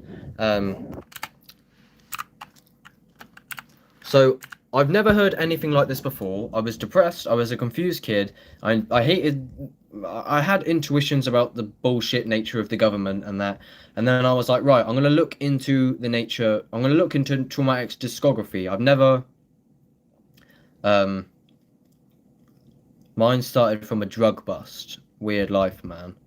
Tell me how your awakening started. Good stuff, and 23 too. You started when you were... Oh, you're 23 too. When did you start, Odin, on your awakening journey? So yeah, I was on the bus. I never heard any... I decided to listen to a random rapper, and this is what I heard. And it blew my fucking mind. I won't play it back. There's an awakening happening, and everybody can feel it. Completely ignorant. Each of us has a responsibility to cultivate a positive inner space. This is a sick fucking tune, bro. And it literally, as soon as I heard it, I was like, what the fuck? I've never heard nothing like this. Don't believe a word you heard on the television. Why? Because the media, they're dark like the government. I'm spiritual but not religious. I don't listen to commandments or rules. Fuck the Ark of the Covenant. If anybody tries to rise up or talk truth, trust me, it's a bullet in the heart when they punish them. You can find me meditating on a mountain, and I'm never coming back. I'm too smart, I'm a stubborn cunt. Every single thing you know is a lie. History is his story, it isn't mine. I'm not an atheist, I'm not religious, I'm searching for the truth and information with my inner eye. Cause everything you need to know is within your mind. I'm accessing knowledge of the forbidden kind. I tell you flat out now, the planet isn't right. You need to think and use your own, the evidence is in the sky. The evidence is in plain sight, it's everywhere. But their eyes are wide shut, they don't ever stare. Truth hurts, and it's never fair. The truth about reality will leave you very scared. Cause it's terrifying, and it's very scary. But I'm never lying, just be very wary. Genetically they're modifying food, and that's the reason I'm a vegan. Cause I don't eat meat or any dairy. Don't believe a word you heard on the television. Why? Because the media, they're dark like the... And it literally checked every... I was depressed, I had no idea what I was in the school... I was literally on the bus going to school, bro. And I was 15 years old.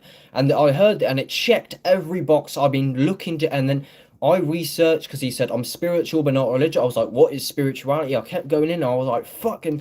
And then I'll tell you the mad thing about it, yeah? Listen to this. I'm not just trying to show off Traumatic. You guys know I love Traumatic. But... this, I recommend you stick around for a second, because this is important. He wanted this to happen to me and to everyone. This was his plan. I said, he made... I'm not making this up. I literally fell into his trap. What was it called?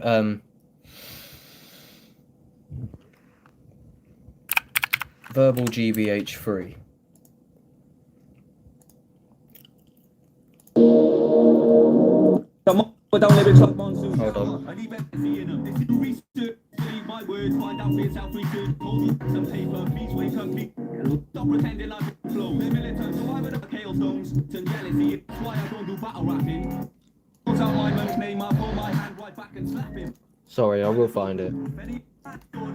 It's not even this one, is it?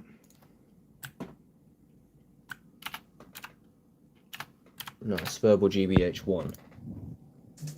I think he's right, rap music game, read with lyrics by talking rubbish and speaking gibberish. It's more than finding wars to fight. Ties, blood, shank, and so I'm swiftly giving them hell know who's that. Major labels use talented villains, drugs, and gangster killer shit.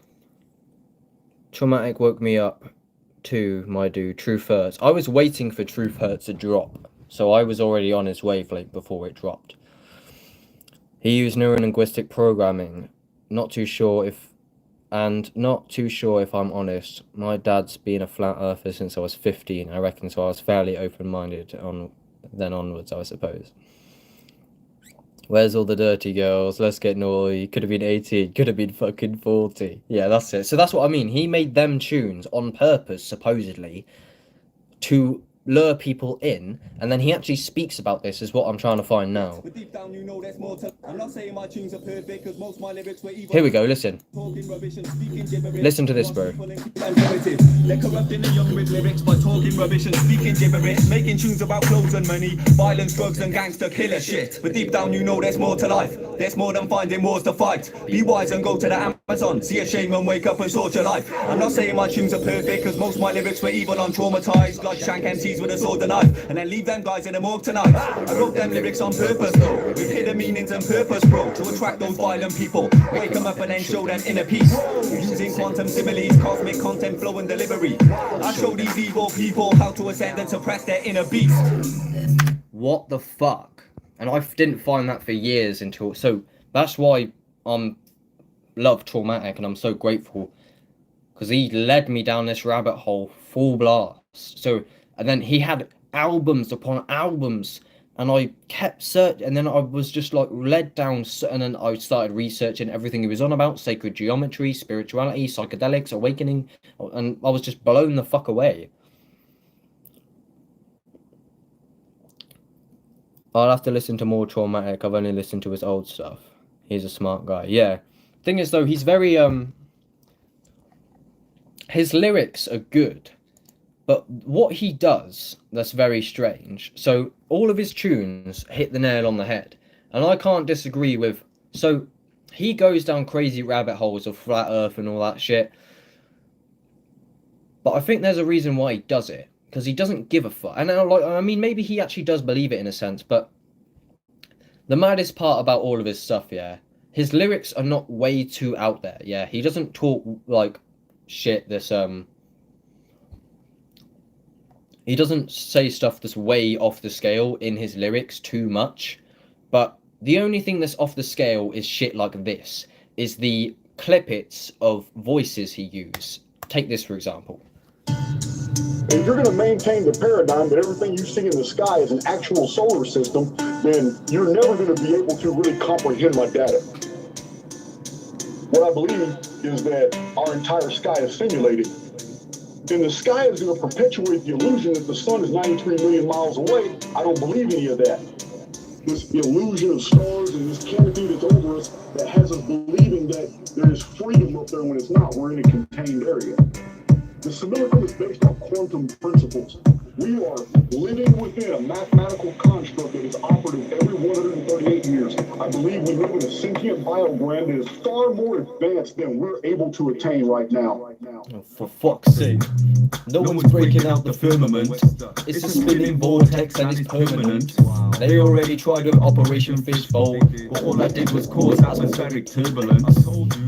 No one's breaking out the firmament. I'm positive, that's one thing I'm certain of. They already tried it with the Hadron Collider, but it never worked out, and now it's less concerning them. Everyone is trapped, we ain't going anywhere. You shouldn't be terrified, you should be very scared. If you want to see the future, I'm already there. Everyone is trapped, we ain't going anywhere. And when you die, you're coming back, and that's a fact. And when you die again, you're coming back again, cause it's a trap. I must have done a couple 100,000 laps, but now I'm tired, I just need to take a nap. No one's breaking out the glass dome. Send help. I need to find the path home. He's definitely a sick MC. But the thing is, the reason why he preaches these absolutely crazy things, I think, is because it's actually a better paradigm than the West, in a sense. But I don't know. I'm open to the flat Earth. I don't even care. It's just not that I believe, and I don't believe in believing. But when you take solipsism into account, I don't know. Is the Earth flat? Because it's only this. I don't know. But I'm not concerned if the Earth is flat or not. You know what I mean? Because it's not really. I mean, maybe I will be in the future, but Traumatic to me is not literally one of my favourite artists. He literally hits the nail on the head. I watched this video on back on psychedelics. It is fucking crazy. No such thing as space. The moon is the true map of Earth, sort of. Wait, the moon is the true map of Earth, a sort of mirror, including continents we don't know about. Yeah, see, that's what I done a 2-hour interview, Odin. If you're interested, go on Rumble. I'm actually on Spotify. I'm on Google Podcasts as well. I've got a 2-hour interview with a flat earther. I barely interviewed him because I locked up and got some weird psychological fucking freeze. So he just rambled on about the flat earth firmament and shit, basically. And then it got taken down for COVID misinformation. And it had loads of fucking things attached to it, debunking the flat earth and shit by YouTube censorship. Thoughts on alcohol? I will never drink again in my life, most likely. I mean, maybe I will a little bit. I drank not too long ago. It's fun. It's very fun. Space is fake, sure. I mean, is it real? I've never directed. It's what's called zitetical evidence or something. Is anything that's outside of your direct experience is just not worth taking into consideration. Yeah, alcohol personally, it's good to let loose. I find it dissolves filters. So when I was at a party, I was struggling to integrate with the party setting until I had a few drinks. Only takes me a few ciders and I'm literally where I need to be. But alcohol, it's bad for you. It strips you of nutrients. So I'm not particularly interested in alcohol, to be honest. I'm much more of a psychedelic guy, but it is fun. And I don't. Anyone who wants to drink, that's fine. But it's only comes from a health stance. I don't think it's good for you, really. So if tap water isn't that good for you, I don't think a fucking can of Stella is good for you either. Have you tried using Space Engine before? It's really cool. You should try it on. Yes, I brought Space Engine actually. What is that on Steam? I need to log back into Steam. I haven't been on Steam for fucking years. Geometry Dash. Oh, should I get Geometry Dash? Where's Steam? Oh, I'm so good at Geometry Dash. I can also do Rubik's Cubes in like 30 seconds. I ain't taking a piss. I'm weird, bro. Zetetic astronomy, yeah. So, are you a flat earther, do you think, Odin? There's water up above and there's water down below. The firmament has got... Oh! I've heard that before. The firmament is...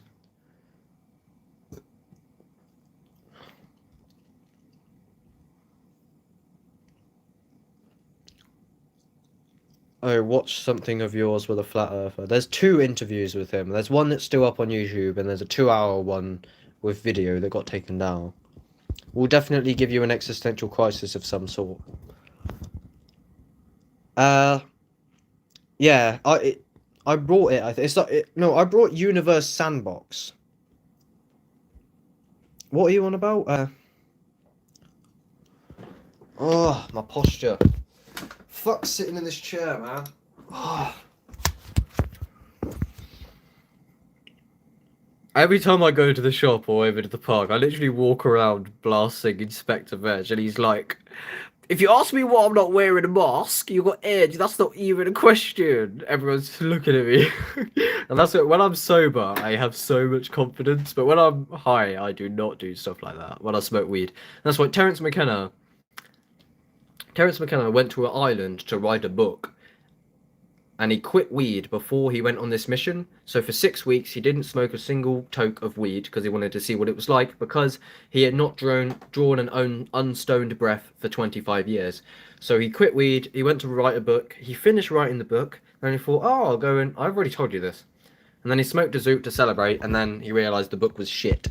That's the thing with, if I smoke weed now, oh, I wish I had some grade. That would be fun.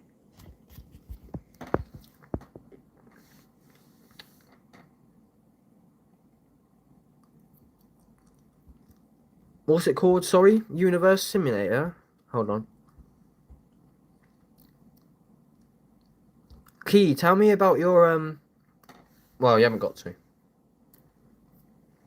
About your awakening process. I'm gonna make that I'm gonna make that clip of, when I was talking about my awakening process with traumatic. I'm gonna actually make that a video in itself, probably. I don't want to say that, but I've definitely seen too far, and it makes a lot of sense more than the nonsensical heliocentric model. Yeah, I'm open to the flat earth. I don't really care. I mean, so I mean, like, a lot of people I find, like, a lot of these awakening people, they're like all about like the fucking Pleiadians and all these alien races, and like, it's not really my thing for now. I never needed weed. I just, if I ever needed weed, I just grew it.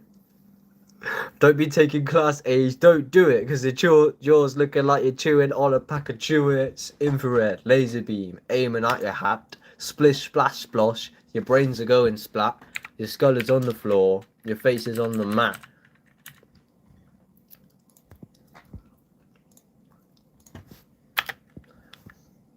I know like all of Traumatic's tunes, bro.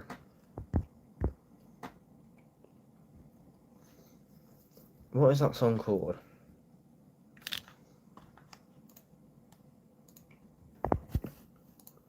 How can you be Traumatic and not make a single? This is what I don't get about so many artists. They just do not make any playlist on their channel, like, ever. It's just... Oh yeah, it's called Shadow. That's one of my favourite tunes. That's a funny song. Yeah, I like drum and bass. I'm possessed when I'm talking on a track. I made a drum and bass song, didn't I? I don't know if you guys are aware. Like, it's it was on my channel. I've got here, unfinished music. That's why I tell myself these stories, hoping one day you'll notice me. Nothing, it can be so dark sometimes, so I'm building my fantasy.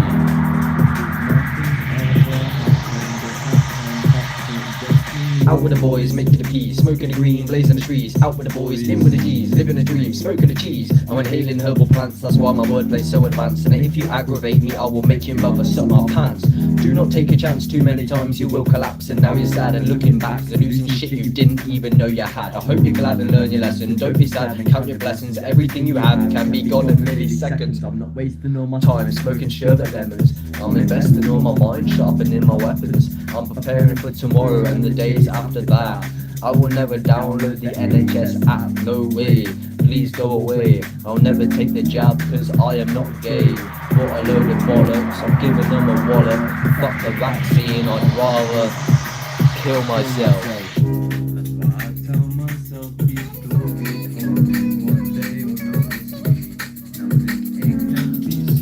Don't mind it, but don't really like Jumper. Liquid and normal stuff is alright. I'm not too familiar. I know, yeah, Liquid is probably my... I don't like traditional drum and bass because it lacks, like, super quality. I love... My favourite type of music, like, if you're familiar with James Blake, he's one of my favourite artists of all time. Because his music is so... hits the nail on the head with every note. Oh, yeah. Yeah, I know what you mean, screechy. Yeah, it's like the stuff that people take when they're pinging off their nut on, like, all sorts of pills.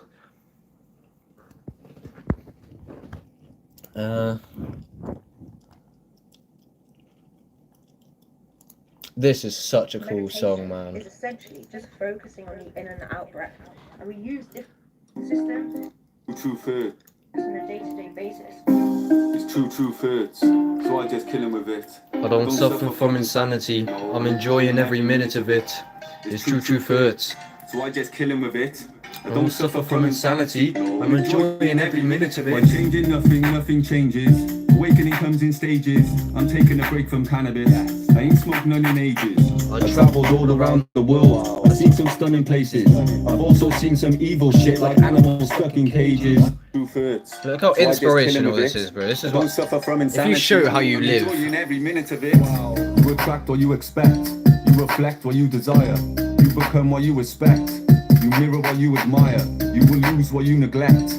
You will get what you require. You regret if you forget. That's why I do this to inspire. Sometimes I need to disconnect and reconnect with Mother Gaia. Climb a mountain in Tibet. Build a shelter, make a fire. Nature has its side effects. It makes your serotonin higher. I'm not wrong, they're incorrect. I promise you that I'm no liar.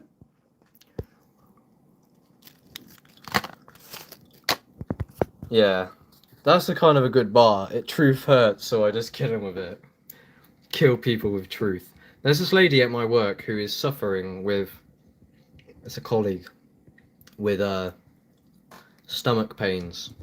And I said, is this an actual physical diagnosis? Have they found physically within you this, like, are you an absolute victim to this, or is it just an emerging phenomenon over time? She said, it's an emerging phenomenon over time.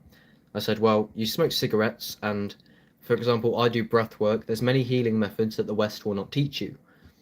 And she said, well, I think in order for me to know how to cure it, I have to, I have to know what it is. She wanted to be a victim, even though this was causing her tremendous suffering every night, to the point where she couldn't even sleep. Even though I just proposed something that could stop this suffering. It's Changes. Mr. Traumatic Changes. It's a music video. It's a sick fucking tune, man. Meditation is essentially just focusing on the in and out breath. It's time to evolve. Yeah, look how sick it is, truth hurts. So I just kill him with it. I don't It's just suffer from insanity. inspirational. I'm enjoying every minute of it. It's time to evolve. Or see this planet dissolve. It's time to change our ways. Problem solved. You can only save yourself. No one is saving you. Just use your powers. Any dream you can make it true. Believe in yourself. You need some self-belief. Compassion as well. Don't believe help is key. You need some is critical. You need some natural minerals. Because this world is run by crazy, evil individuals.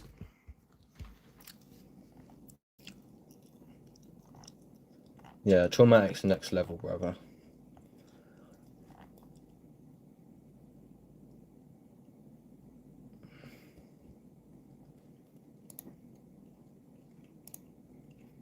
He's got a new song coming out today at midnight called Cancelled.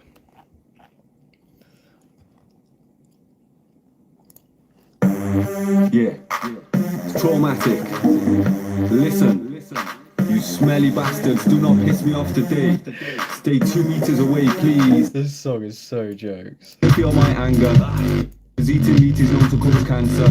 It's no joke, no banter. Bacon is not the answer. Eating meat will give you a stroke. You're asking for a disaster. If I see anybody hurting animals, you're gonna feel my anger. And you're gonna feel this bamboo stick. My spirit animals are panda. Murdering helpless creatures.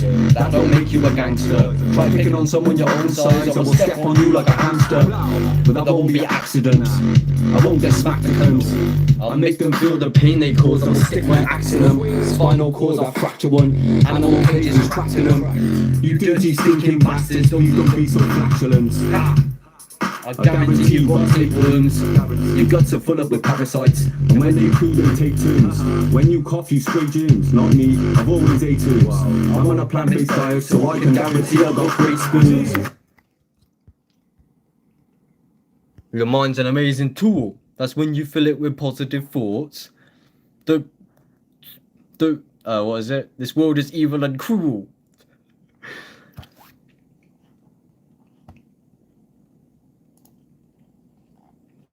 Yeah, I love this guy, man. I can't. This is a good one as well. The first thing I do when I wake up is open my eyes. When I try to move my limbs and they don't work, I realise. No, I don't have money or transport right now. I will in the future. I just lay here until it goes, then I'm on the rise. I jump out of bed, then stretch my legs, and then I give thanks for life.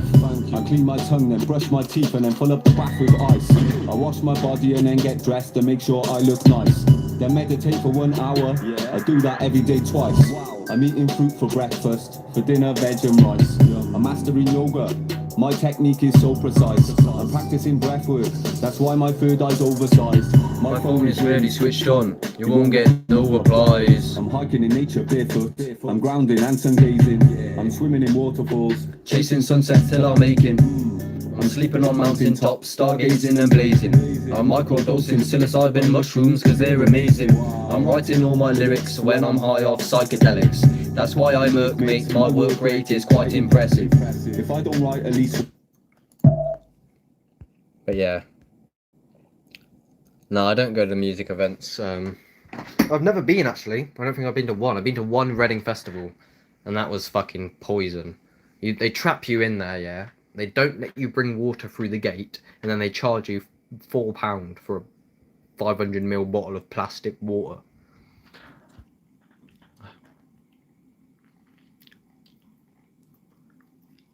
I'm a dairy MC, but it's complex. I'm not like the rest of them. I made albums upon albums, and no one's testing them.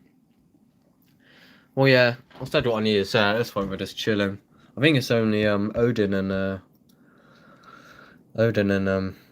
what's your actual name? Because now I'm programmed with Sam.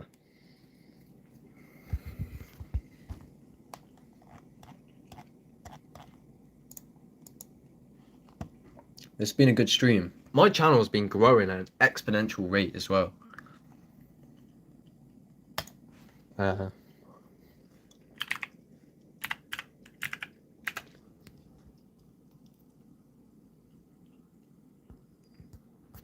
Sam, it's meant to be, I think it's Garrett actually, but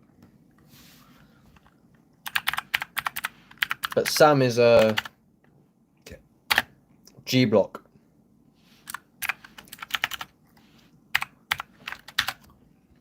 When are you guys gonna make some content then, huh? Or are you scared about the ego barrier? Garrett, why do they call you Sam? Where is the actual YouTube studio shit? This is stupid. Oh, they've actually merged it with the same website now. Okay. YouTube just keeps updating their fucking platform. It's just so impossible to know what's... Well, it's not that amazing, but that was my channel at the beginning.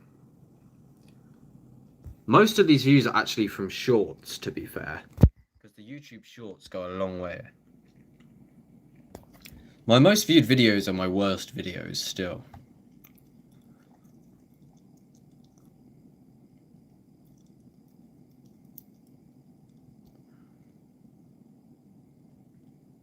Just doing what you're doing, or how do you mean? Haha. I don't know what you mean, Odin. Well, why does he call you Sam? Is there really an origin of that, or is he just...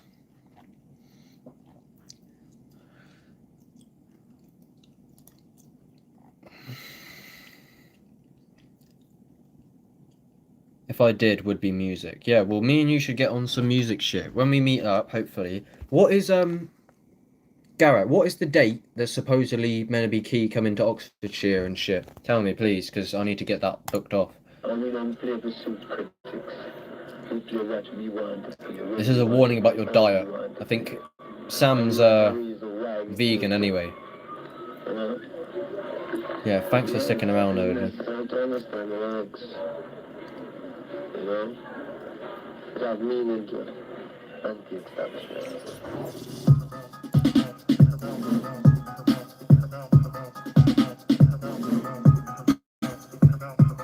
This song is important. Little Jimmy was another child raised to believe that a trip to Mackey's was always a treat. Birthday parties at Pizza Hut, making bits, Pepsi floats and Super Supreme. Can't play eating by the age of 2 or 3. About 15, drinking booze and biting weed. A young man, sipping getting Charlie. Pop a little pill at a rave party. With a food, with a drugs, it was all the same fight. Every couple of days, good. The old himself always running, yo. To give me leave, man, it was so great. Had a good couldn't shake it, just wouldn't go away. Stuck in a dark place, outside the sun ray. Head all foggy, pain in his belly, feeling a strain. He's only just turned 20 then. One night, Jimmy's dreams appeared, a wise healer man. With a silver beard, his name was Dr. Morse, but he spoke no cold. He told Jimmy straight headed down the wrong road. He said, my friend, you're heading to hell. And I can help you get well. Did you know that your ancestors were frugivores? They ate all raw, so you gotta eat more fruits, berries and melons if you wanna be healthy. We need more fruits, berries and melons if you wanna feel fresh. We need more fruits, berries and melons if you wanna get to well-being. We need more living food, but we can't eat flesh. No way. Dr. Moore's with his smiling eyes told Jimmy that the key is to alkalize. He said your body's just a bunch of cells with two fluids. The blood be the kitchen and the lymph is the sewers. All this meat, milk and cheese, fermenting in your pulse, body's disease, your body can't get clean. And when the lymph can't drain, comes inflammation and pain. There's no such thing as a condition, just acid and mucus causes symptoms. Regenerate your cells and elevate your mind, leave chemicals and process food behind it. Might take a year, it might take 5 minutes of us getting healthy. It's a lifestyle, low acids in your body, gotta get neutralized. Get more raw food in your life, cause we need more fruits, berries and melons if you wanna be healthy. We need more fruits, berries and melons if you wanna feel fresh. We need more fruit. We need more fruits. We're looking to bacon, bro. That's literally what we're dealing with right now. We're looking to fight a pandemic with bacon. Still legal, bro. I love this guy, man.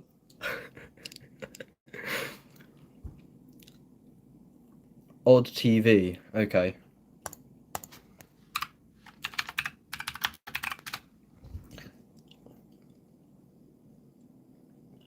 Ooh. Lovely. This guy's big.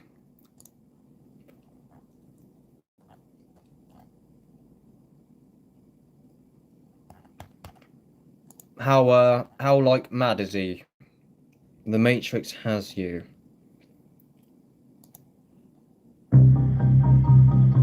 I'll definitely be looking into this guy.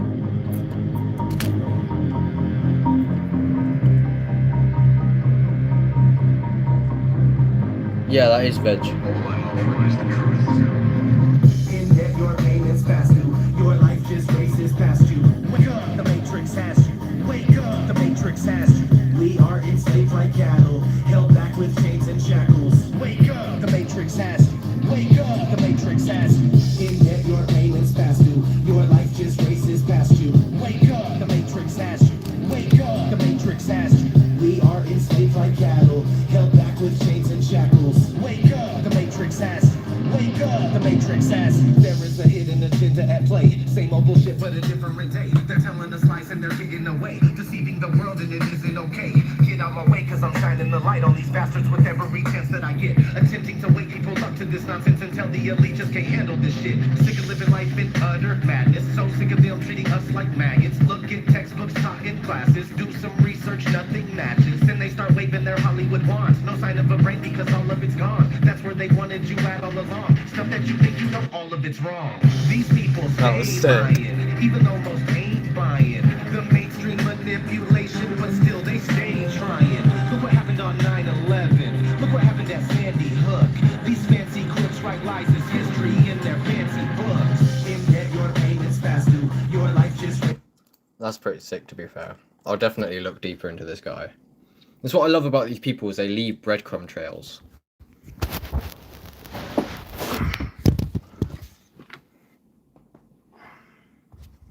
Oh, I think I might end it, like, basically now, people.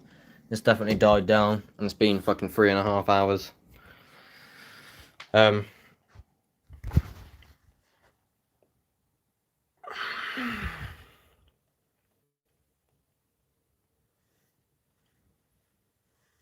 Well, I never called you, Garrett. I only called you Sam because someone told me you were called Sam. Like, I don't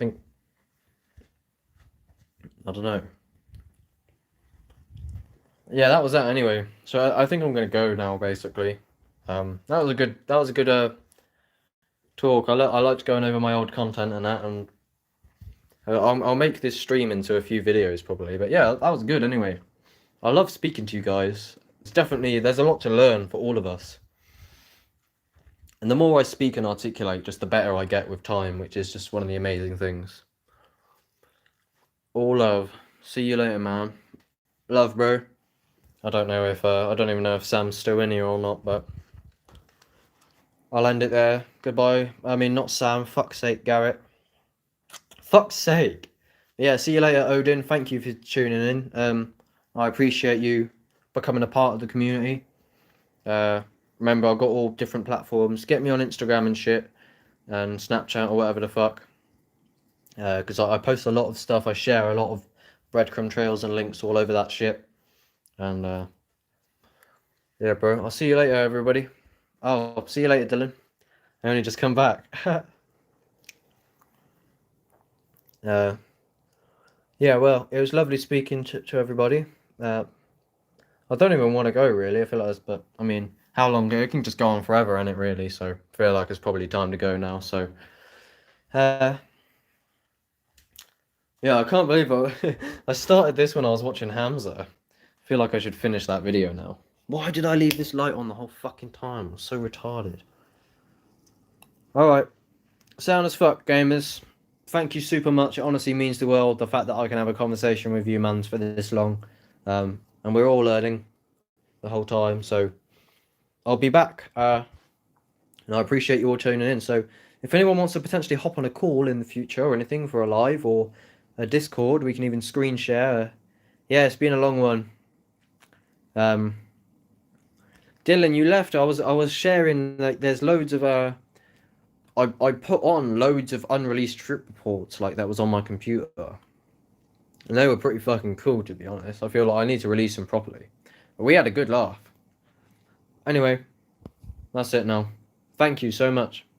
And yeah, all of my content is re-uploaded automatically onto Rumble, by the way. If I ever get deleted, it's all on there. So I'd appreciate you, mans, hitting me up on other stuff. All of my socials are in the descriptions of all of my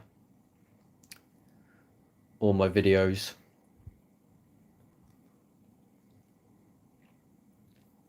Yeah, it will be up. I mean,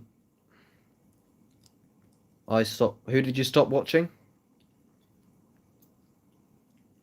Yeah, that's cool. I don't blame you for. You don't have to apologize, of course.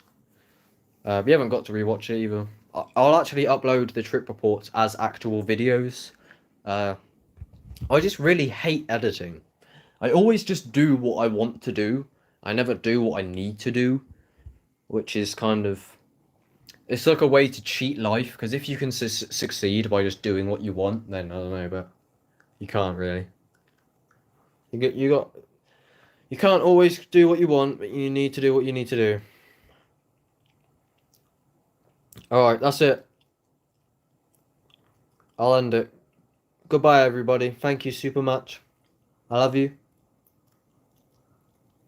Yeah, cheers, gamers. It's all they're all linked in most of my videos. In the description of my videos, I've got this is what Hamza was saying. The video I was watching before I started this is, you need to build the community outside of the YouTube entity, because if YouTube takes me down, I'm just fucked. And that's where Sneeko fucked up, because and this is what I was trying to communicate to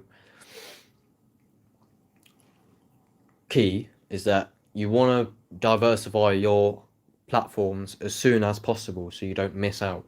So I'm on literally everything. Just search Truth Till I Die or Oxen and you'll find it. Alright, I'm going now. Sound as fuck, everybody.